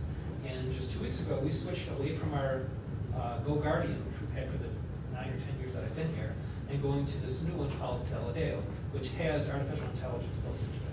So a real good example is instead of having the old-fashioned way of whitelisted and blacklisted sites, a site like Facebook could have decent stuff on it, could have inappropriate stuff on it. So we don't add it to a whitelist or a blacklist. Instead, we let the AI look at the words on the page, look at the words in photographs, and actually videos that play.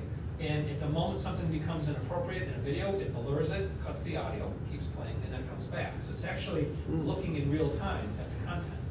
A big thing our kids do is Google image searches. You do a Google image search, let's say you're searching African tribes. You will see there are normally some inappropriate pictures based on our culture here. So what it will do is blur out just certain selected pictures, rather than just block the whole web page. So it's pretty neat using AI to determine what's being seen on the screen in real time and filter that way, rather than blocking an entire site and then having, running into a lot of roadblocks. Rob, what was that called again? Galileo. And we bought it through Hapara. So Hapara is the company that does what we call Go Guardian Teacher, to live monitor what kids are doing. But tied to that is a filtering solution. They partner with Galileo. Yeah, it's a lot better than saying, oops, Yes. your content is blocked. And it'll actually redirect and say, it looks like you're looking at a gambling site. Your school thinks you shouldn't do that. Here's some sites that might be helpful. If you're doing self-harm, it'll say, here's the Suicide National Helpline. It'll redirect you in a way that it knows what you're looking at. So, pretty cool. I saw a lot of that at the conference there. Plus, because I've been doing that for a couple of years, Brainstorm asked me to be the official New York State ambassador, which means that I get to present, attend, and set up and tear down. They cover flights, hotels, expenses, everything like that. So I will be going in March to the 25th annual one in Wisconsin. I've never been to Wisconsin. So they will be, that one has over 1,000 people, whereas the one I just went to had about 300 participants. So they've been doing it for a couple of decades, so that is the big one of the Brainstorm events. And then lastly, February 20th, you will see tomorrow on Parent Square, I'll put out a save the date. We're working on an evening event at 6 p.m. called AI at OA. It's a tough one to say, so I say it slow. And it's exploring the past, present, and future of generative AI, artificial intelligence. We will have a bunch of guest presenters, Duke Bosies, myself. Our board member Mallory actually works in the realm of using AI in the workplace. So, and I'm also trying to get some staff and students to talk about what they use, both for entertainment and professionally for education. So basically AI is already here. We're going to talk about current ways to use it and the pros and the cons. We don't want to just scare everybody and say it's all bad. We don't want to say, oh, it's great, look at all the cool stuff it can do. We're presenting it like we do any technology, like we did with cell phones and social media years ago, showing both sides of it, if it's the good and the bad. To entice people to attend as well, we're having refreshments. We are having raffles and door prizes, all courtesy of our wonderful PTO. So as a result, you're not just showing up for people talking, but there's a way to communicate with others, a chance to win something, and have refreshments too. So I'm anticipating maybe around a 60 to 90 minute event. We're working on the agenda now with all the different pieces built into it. So just want to put the save the day out there for everybody so that we know about it. And then that's it. That's everything I have. Rob, can you explain your analogy with AI with regards to the hammer that you mentioned? Yes, I like to take something an object that people are familiar with. So imagine that this is a hammer. And I did this starting in 2001 when I started as a middle school tech teacher. So technology is anything that's human-made to solve a problem. So you look around the room, this is technology. There's no electronics in it, but technology is human-made, and it was designed to solve a problem. So I like to hold up a hammer in front of my students or in front of their parents and say, is this good or bad? And they say, well, it's a hammer, you can build stuff. And I say, it's good because yes, you can create shelter, you can solve problems with it, but this also is a murder weapon. And in our society, people are dying because of this device. And you know what? We have these all around the school. Every school has hammers in it. So we have murder devices in schools, right?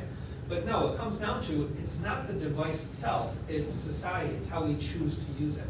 So we could bury our heads in the sand and say, AI is bad for kids, they're gonna cheat, we're not gonna use it. But then they're gonna be out in the world on their own, using it for education, using it for careers, using it for social media purposes. So we have no choice but to teach about it. Just like these things, which when they first came out, we said ban and block these in schools. And as we know, the governor's actually talking about some legislation that may block cell phones in schools. But it's not the technology that's the bad part, it's how we choose to use it. So we want to educate everybody appropriately on it.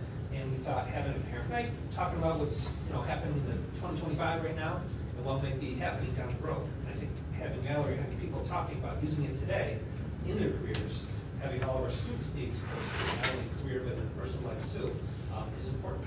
So it's one of those big technologies that is being said will be bigger than the internet, bigger than smartphones. It's being touted that way. And once you start seeing the things that it can do, it's kind of neat. And all the board members too, you guys got my little thing where I pretended, right? Yes. We were making a podcast. Got right? me on that one, buddy. The two You people tricked who me. actually don't exist, there's a website called thispersondoesnotexist.com. And it goes over the web and it grabs eyeballs, ears, faces, hair, and it makes a person's face, and that person doesn't exist. So I actually make a logo for it in a matter of seconds with Canva, which all of our staff and students can use. I made the logo, got the faces, the audio is made in about 5 minutes. It's a 35-minute thing, so it's quicker to make it than to listen to it. And it all sounded real. And I wanted it to be a teachable moment, put it out to the staff so that they could look at it, get their feedback, and I had a lot of people, all but one was kind of suspicious, saying like, oh, this sounds like a great idea. I hope it's not expensive, I hope it doesn't take a lot of time. And I'm thinking, well, in about 2 weeks, I'm gonna reveal to you the big lie. It was totally made up, it was done fast, it was done free. And so that's the power of something it can do. I actually used it because I had a 300-page book. I teach at Canisius University. And before my students read the book, I wanted a quick little summary of it. I threw the 300 some pages in there. It made about a 15-minute audio thing that I listened to on my commute. And it was, I wouldn't say it's the equivalent of reading the book, but it gives you the idea of like, yeah, this is something we should use, or no, we shouldn't. So imagine if our kids did that. Their sources of AI is their own stuff, their own worksheets, their own Google Drive, their own articles they throw in, their own YouTube videos, and it'll actually do some pretty amazing things. Yeah, you can create custom GPTs that do exactly that. So if they know how to upload all their information, now that's searchable study guides that they have available. So there's tons of great ways to use it. And it's never 100% accurate, so we say it's not, not 100%, but it's pretty darn close. It may shave off some time to help you do something that without the tool you couldn't do. And that's the whole purpose of technology, do something with the tool that otherwise you couldn't. That's awesome. So I'll stop there, so I could go for it. Very good. I know, I was just thinking, you might want to give me the whole 60 minutes. I'd really like to talk about this, so, okay. Can't wait. But I was told, don't make it a 4-hour event. All right, I promise. I'll be Cut concise. you off. We'll have the hook. Yeah, I'll be concise. Educational for everybody. Thank you, Rob. Adam, now, I can't. yeah, you can't diddle again, that's trying to diddle there. No, I just say the OAT appreciates trying to work towards a smoother year, over year, and this year's been going pretty well. Also, we'd all like to thank the PTO for the donuts and the little goodie bags. Everyone appreciates that. And then just wish everybody a happy holiday. Thank you. Right back at you. Are there anything from Ditto. Ditto? All right, that does work. I don't hear an awful lot. I'm busy at work. Yes, okay. Well, thank you, Heather. Yeah. Let's see, we're back to business. Nope, Alexis. Oh, Alexis, my goodness, sorry, Alexis. Poor Alexis. Oh, my That's okay. goodness. There's not much for me to say. I mean, I'm excited for that 2 weeks off coming up the last week for the assembly this Friday. The only thing I really want to say is like to bring up, I've been in the SEMA Civics class now this year. So we're starting to do our Take Action Plan, which is super exciting. We did a project regarding mental health and substance abuse and the interconnectedness of those things together. And we're finally reaching out. We're going to talk to like our congressman. We sent a letter out to like Kathy Hochul. So we're just going to try to see what we can get from it, talking to them and presenting our ideas and stuff. So That's great. that's about it. Thanks, Alexis. Okay, On to new business, be it resolved that items 8.2 through 8.6 be approved by consent agenda. Can I get a motion? So moved. Move second. Okay, any discussion? All in favor? Aye. Opposed? Motion passes. 8.7, well, this is in regards to a proposed course. Good evening, Mr. Brummert. If it is, yes, it is. Hello, Mr. Brummert. I Hello. think you have something to do with this course here. Yeah, it is called Math and Sports. It'll be a one-year class offered every other year. Right now, we offer Math and Art, taught by Ms. Bergman. And our goal is to go every other year. So this year will be Math and Art, next year will be Math and Sports if it's approved. And our goal is to try to pipeline kids into a different math course where they would excel and find something that they're interested in. Because they go from algebra to geometry, and then it's just like, I'm done with math. Like, it's a Regents class, like,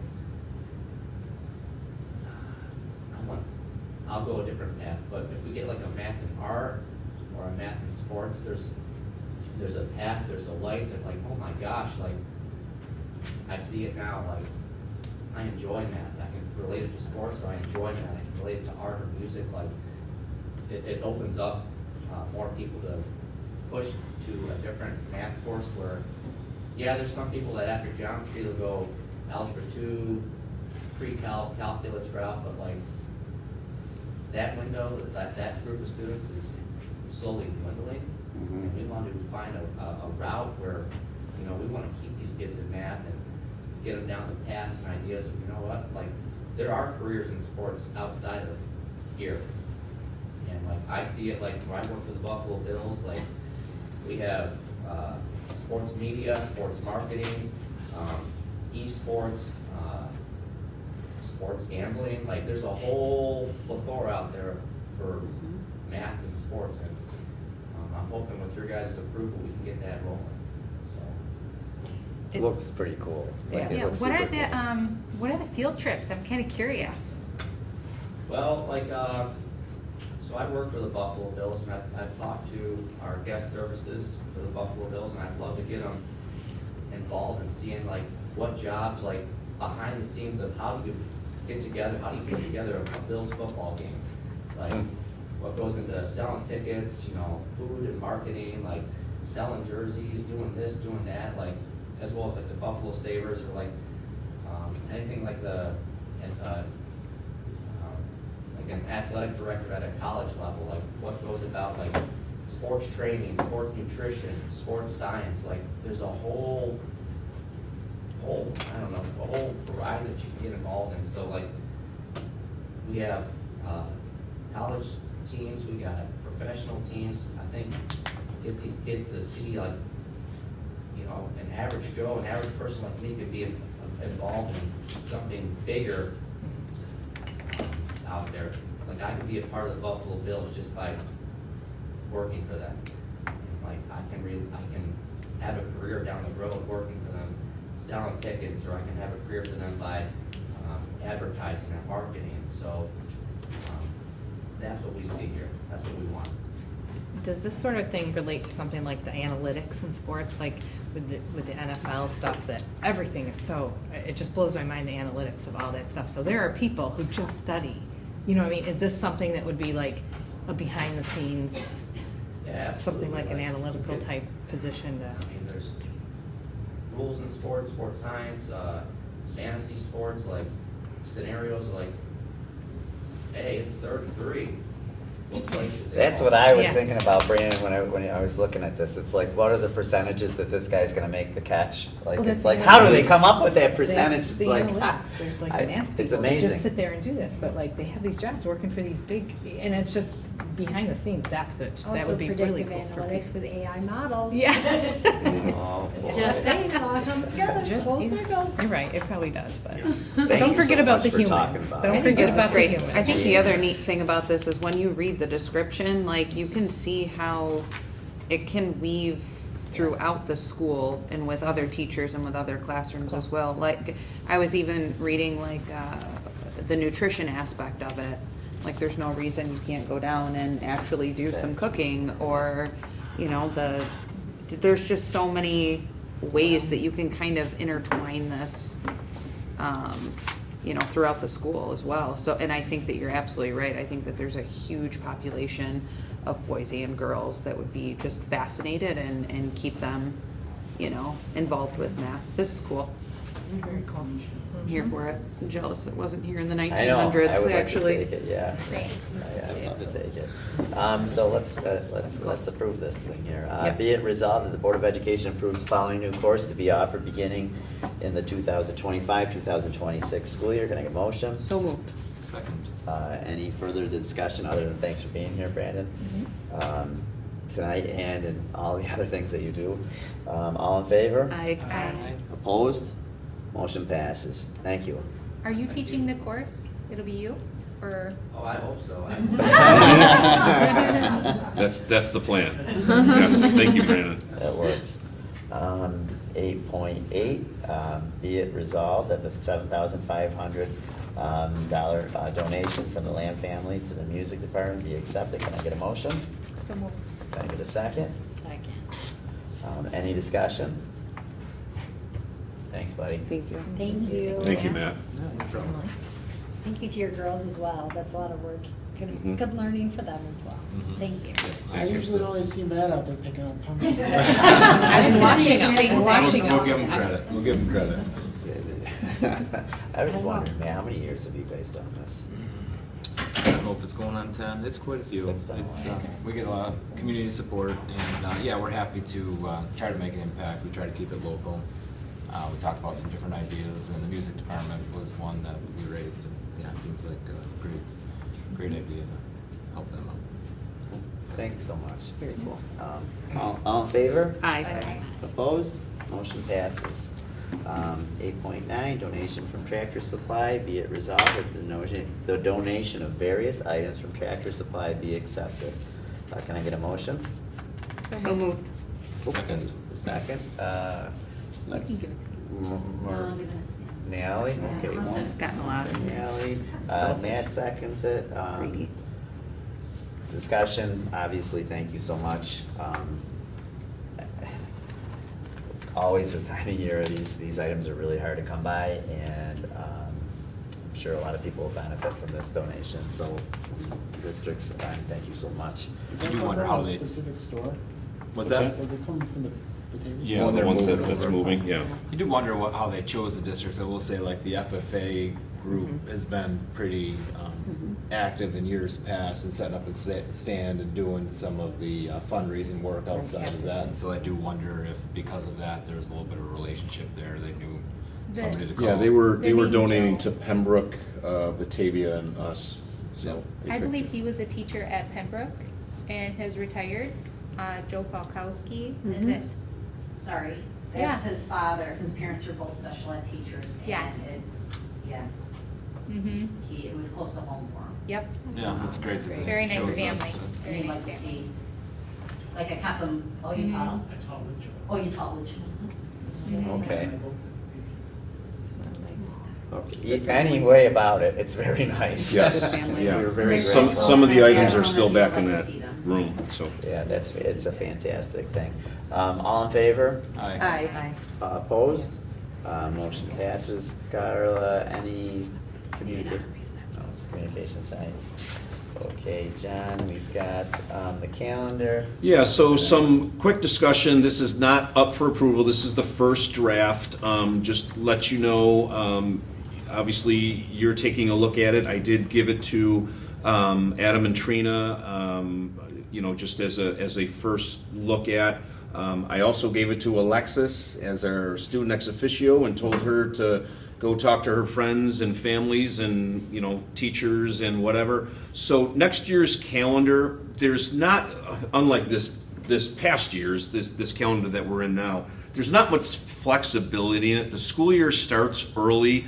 Obviously, that Wednesday after Labor Day, you still in October, you have Columbus Day, we have our superintendent conference day. You look at November, we have Veterans Day off, that's on a Tuesday, and we have the 3-day, Thanksgiving break, obviously the Wednesday before. The place that you have a little flexibility in is the December break and going back to the February break. The way Christmas and Christmas Eve fall in December is on a Wednesday, Thursday. So the Genesee Valley BOCES does go to school that Monday, Tuesday, and obviously have off through New Year's Day and that Friday. You're not going to really just come back for one day. That is able to give you a full February break during the President's recess. Obviously, when you look at April, we have the Good Friday off, you have a full week, and we always have the Monday off afterwards just for travel, so there's more of an extended spring break. Still have the 4-day Memorial Weekend in May, and June is June with just June 19th. So when you take a look at this, really the only topics of discussion is, do you lump 2 days off the February break and put it on the 22nd and 23rd? So you can extend and have, once again, a 2-week Christmas break. So really your last day would be December 19th, that Friday. So you really have a nice 2-week break. Or do you come to school on that Monday and Tuesday and have a full February break? I hear a lot in that, and again, it doesn't matter to me. I hear in a lot that there's a lot going on in February. You got the musical coming up, you got sectionals coming up. Not many families travel for that February break, and kids, I don't know. I guess I'll leave it up to Alexis. I know that I've asked her for her opinion. But I know that she's asked around. I will tell you that the way the calendar is right now, one of the concerns is BOCES. The calendar that's presented for you right now, except for a couple days, like BOCES doesn't have a 4-day Memorial Weekend, is what the BOCES calendar is. They do have a full February break next year. They do go to school on the 22nd and 23rd. But Alexis, I'll turn it over to you, because I did make it one of your responsibilities as our student rep to go get some answers. Yeah, so I talked to both students, teachers, those involved in BOCES, those aren't involved in BOCES, and almost all of them had said that they'd rather have 2 weeks than not. And I like the idea that you brought in BOCES, and even talking to those people, they said that it's not a big deal to them if they miss, as well as a lot of them will have their license by then, or they have friends who can take them there, and stuff like that. They don't really travel, but they'd rather have the longer Christmas, because I talked to people who are involved in the musical, and they like to prep during that December break, so then when they come back, they can just kind of get going. And teachers have preferred that too, to have the longer break, because they get to spend more time with their family, and they travel a lot more during that break than they do in the February break. So a lot of them would rather have the 2 weeks than the whole week in February. Thank you. So I don't know. I mean, we can just let this sit. You can think about it.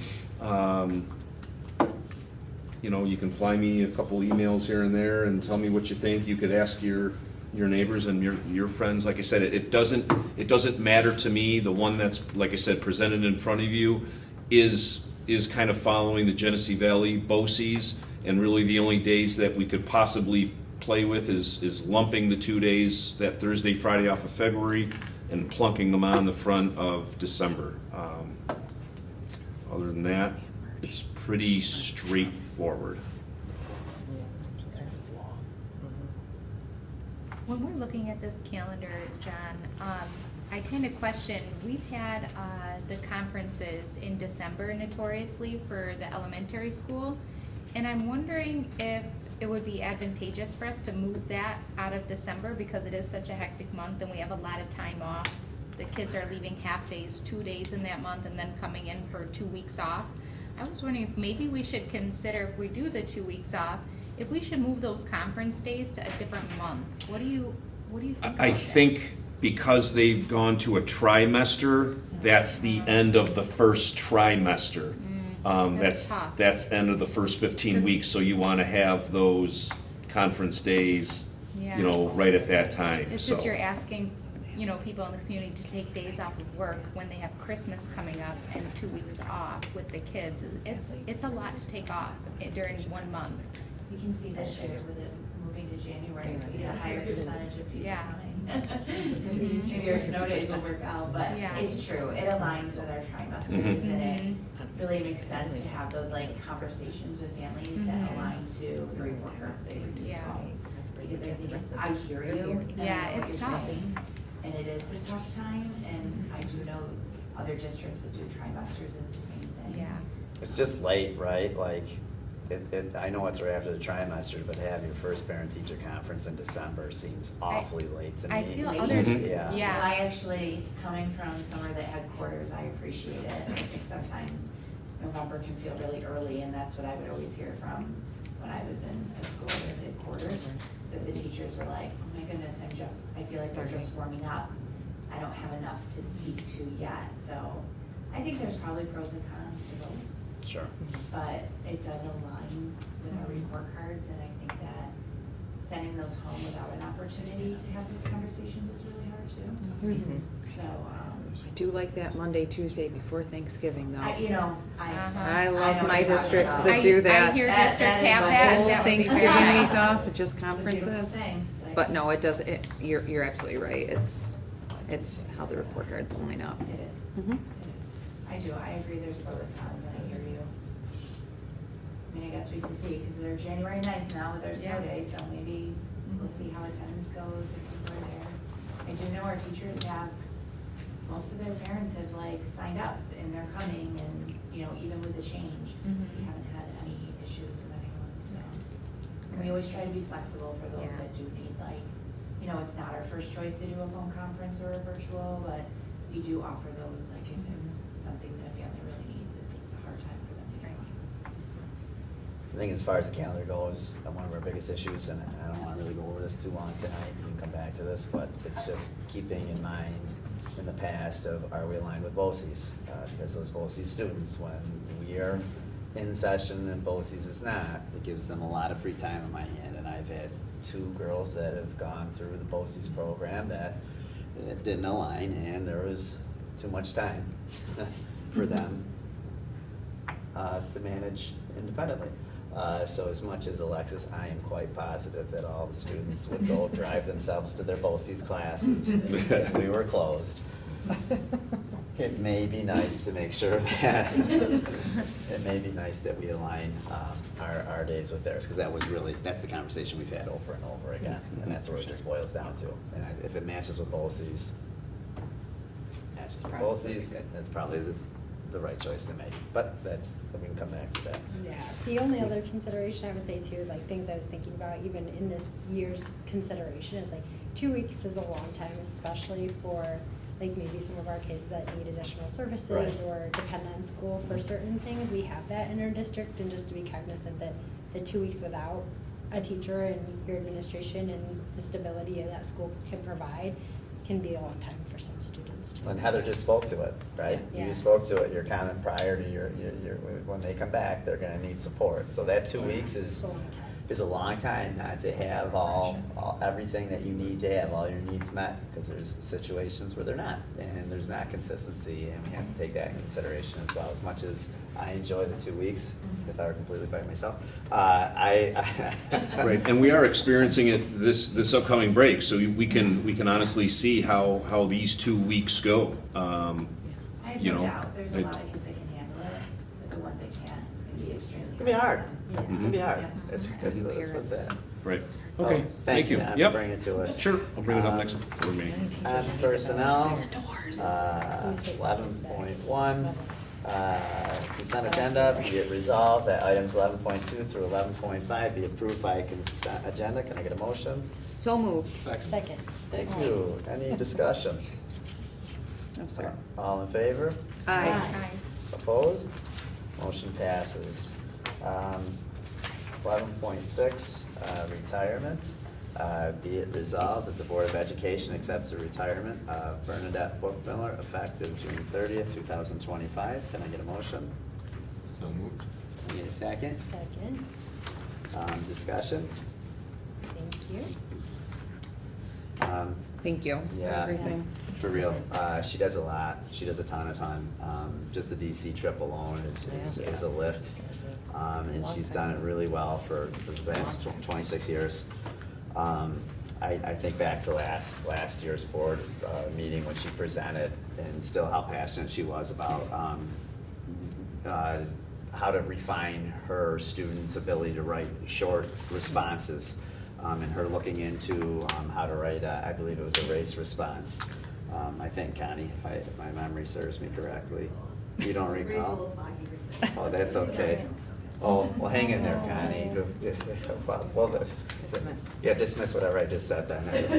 Which I really felt, and I still do feel how excited she is to be in this building, and how much she loves to be in here. Just on the Washington field trip, she talked talked to me personally all the way out to my car about how excited Nate was, my son, and that she was hoping it was going to be a great trip for him and the rest of the kids. And I think that speaks a lot to her and her legacy, what she leaves behind.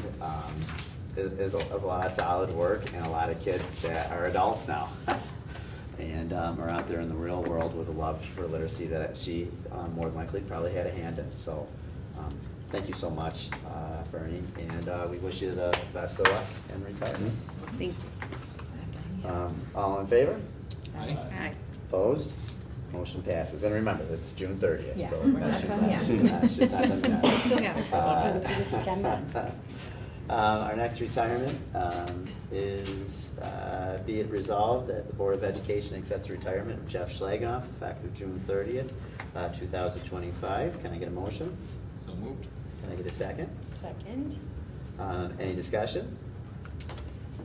Again, thank you. I just want to point out, and I don't know if anyone's ever had email correspondence with Coach Schlag, but if you look at the list under his name, U.S. History, Government, AP, AD obviously for decades, Social Studies Department Chair, Girls Varsity Coach, GR Basketball Coordinator, Varsity Softball Coach, Class Advisor. I mean, that man has given a lot to this district and this community, so thank you. Appreciate it. Yes, thank you, Coach Schlagenoff. 32 years is quite an investment of time, and it's greatly appreciated. Can I get a motion? No, we got it. We already did. We got it. All in favor? Aye. Aye. Opposed? Motion passes.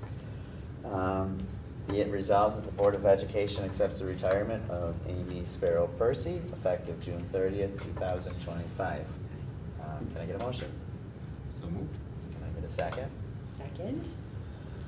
Any discussion? I just want to say she was a great teacher. She was my Spanish teacher when I was here at OA, and I can remember the field trips that we've taken. I think there was a Chi-Chi's involved. Yes. Some fried ice Yeah. cream. I heard it's Fried called ice that. cream. So she just had a great place in my education. So I want to say thank you to her for that.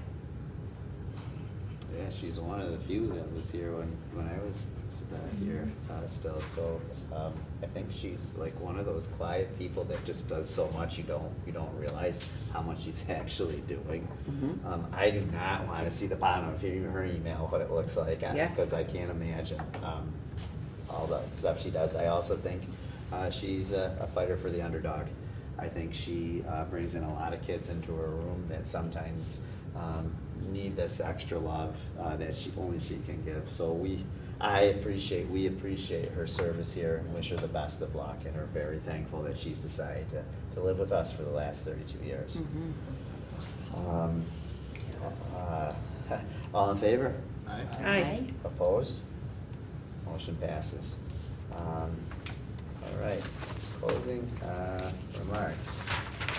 Now I'm going to start with you tonight, if that's okay. Yeah, we can start with me. I would just echo the sentiments. We'll go with the musical theme. I think that, you know, you go to the elementary school concert, and as a parent, you're prepared for some very interesting sounds this early in the year.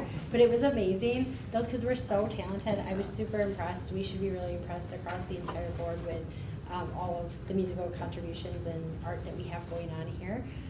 Kind of a look back, I would say, I think that the Nutcracker experience that the elementary kids got to have, a few of the grades, they came home, my kid came home raving about that experience, just thought it was amazing that they got to see dance in action, and it was a really wonderful exposure to that. So I know we have so many amazing things going on, but just in general, I mean, my kids go to school every single day, so excited to do what they're doing. So thank you to everybody that contributes to that, and you all have very much earned your 2 weeks, so enjoy it. I'll be trapped working with my kids, just so you know, and I'll be grateful to send them back when it's time. Thanks, Mallory. Maria? All right. So concert was amazing. All the musical things have been amazing. We're looking forward to the bowling party Heck because yeah, Rusty Rail, third baby. grade Yeah, won. Lawrence Woo! jacked. Yeah, Can't she's ready to wait. go. I'll be with them that morning. Can't wait. Very excited. You might fit. No bumpers required. I'll be fine. I do want to obviously take a moment to wish everyone a happy holiday and also a very happy new year. You kind of stole my thunder a little. I did write this down before she spoke about this, but the 2-week break, it is a long time, and I get it. Having many classrooms myself, I understand what that's like, but I do want to take a moment to recognize that just because we have a 2-week break doesn't mean that there aren't many people that work in this district that aren't working behind the scenes during that 2-year break. There are many kids who rely on their meals from our school district, that rely on clothing, that rely on supports. So I am not naive, and I don't want anyone to be naive to the fact that we are all still working during that break to make sure that we're providing for those kids behind the scenes. So I want to proactively, say thank you to all of those people that are making sure our kiddos have a safe and happy and healthy 2-week break as well. So thank you. Thanks, Maria. Jackie? Certainly want to echo the two wonderful ladies to my right about the holiday concerts. Fabulous. I love seeing the enthusiasm. Our music department is incredible. Their passion, their connection, and that leads to what we had here in front of us tonight. It starts from below, and that's what's great to bring that up, and we're going to have a lot of that nice transition moving forward. So it's really nice to see the engagement and some really good, talented student musicians here, and it's really nice. I'm very proud of OA whenever I hear these concerts and see them, and they go to Solo Fest, it's amazing, and it's our little school, and they come from here, so it's wonderful. So thanks to everybody for that. I love the academic data presented tonight. I love it. I get excited about data. It's really fun to see, and I love to see the enthusiasm that you guys have connecting the dots too, because that's what's great. Data for data is just, without a point where you're going with it, it's just data. So loving the connections that it's making and looking at what we're doing, and even seeing from what was presented even last year to now, I think it's starting to connect those dots, and it's really, really helping understand. And having this healthy dialogue and conversation, which I love, is great because it's like an iceberg. We see just the tip of things as we're going, but when we have that conversation and really dive deep into the understanding and listen, it is connecting the dots for us who are not in education, and even those who are, it still really is, where are we going with this? So I really love the conversation, and I love the enthusiasm that it gets everybody connected with, so thank you for that. Let's see. Merry Christmas. Happy holidays. Enjoy the blessings of the season. We have so many blessings in our community, in our district, with the people, the surroundings, our grounds, our campuses, and our community. I love seeing the things, and for some reason, I don't know, this year, maybe because we've had so many from 2020 since I've been on the board, so many turmoil conversations or stressful. For some reason, I feel a little bit of sense of calm. I don't want to be nervous about that, like I'm knocking wood. This is just nice for some reason this season, right now, this year, and I really welcome it, so I hope I didn't jinx anybody. But Merry Christmas, Happy Holidays. So, thank you. Thanks, Jackie. Pete? So I always feel like Christmas is like our halfway, and then you look at the calendar and you're like, yeah, we're not halfway. So, kind of reminds me of the grind that you guys go through every year. You know, if I'm already feeling like, oh my God, we're not even halfway, I can only imagine what it feels like for you guys. So, thank you for all of our staff and administrators and everybody, and taking 2 weeks off and enjoy it. You definitely earned it while we reacquaintance ourselves with our kids for 2 weeks and find out who they are again.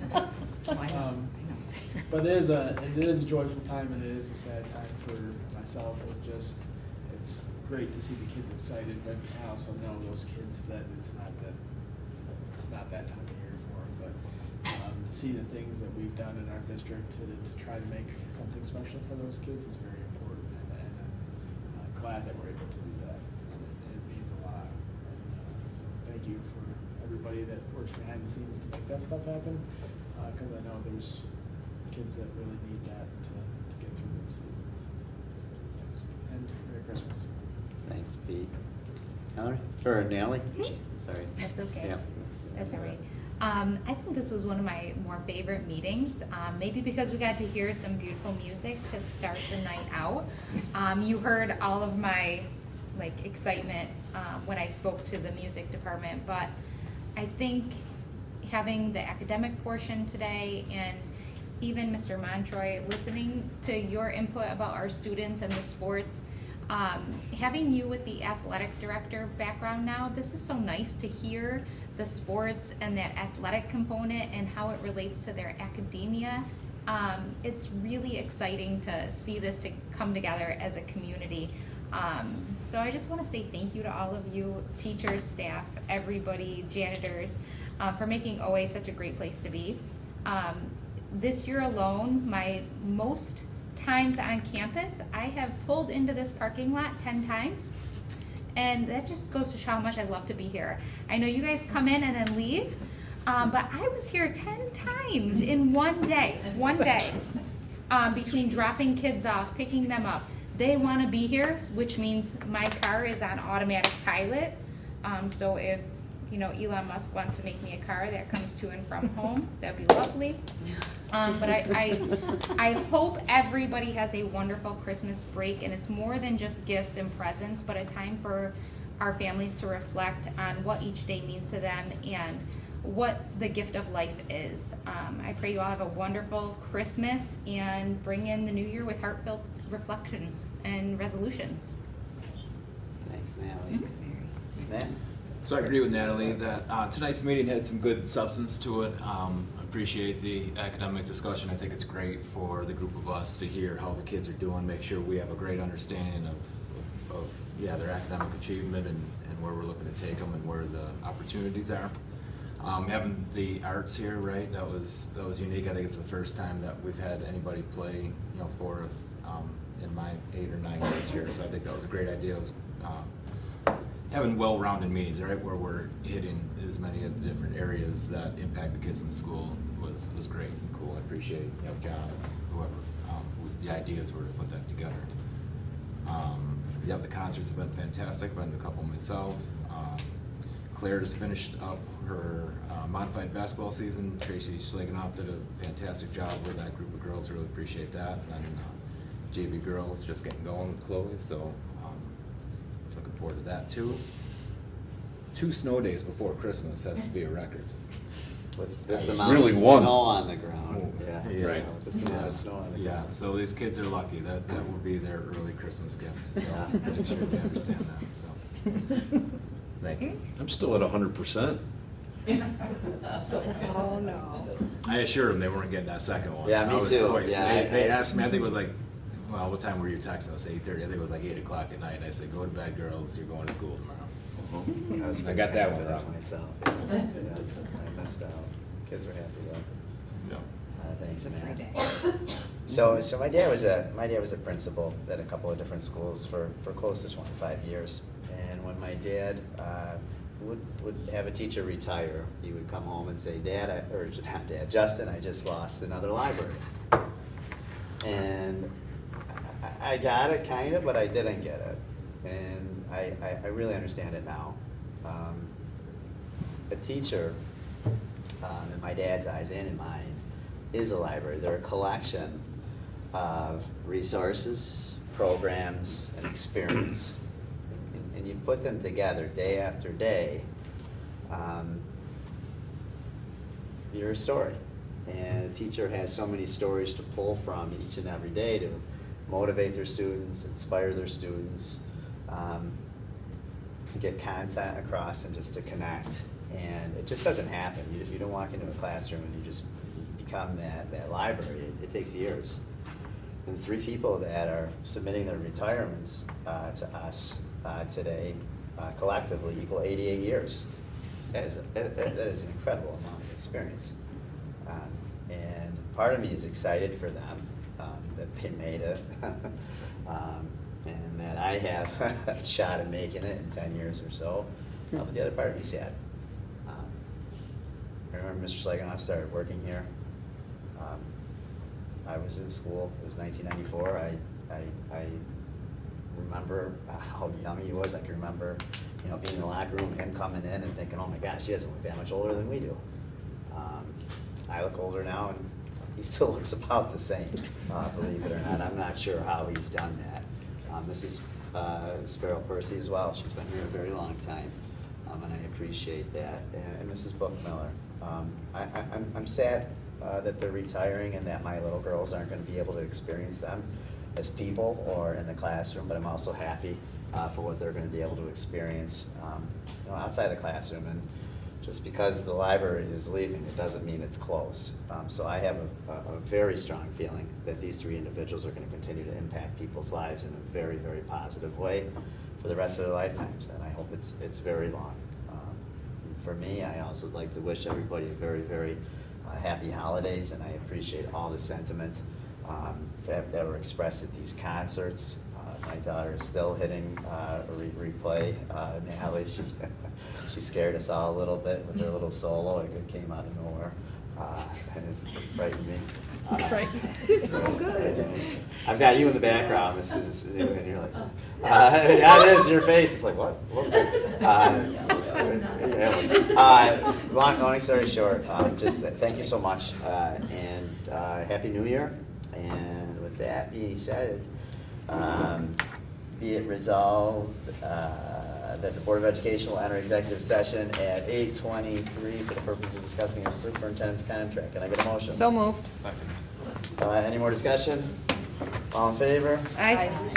Opposed? Motion passes. I use that. I need a piece of fudge.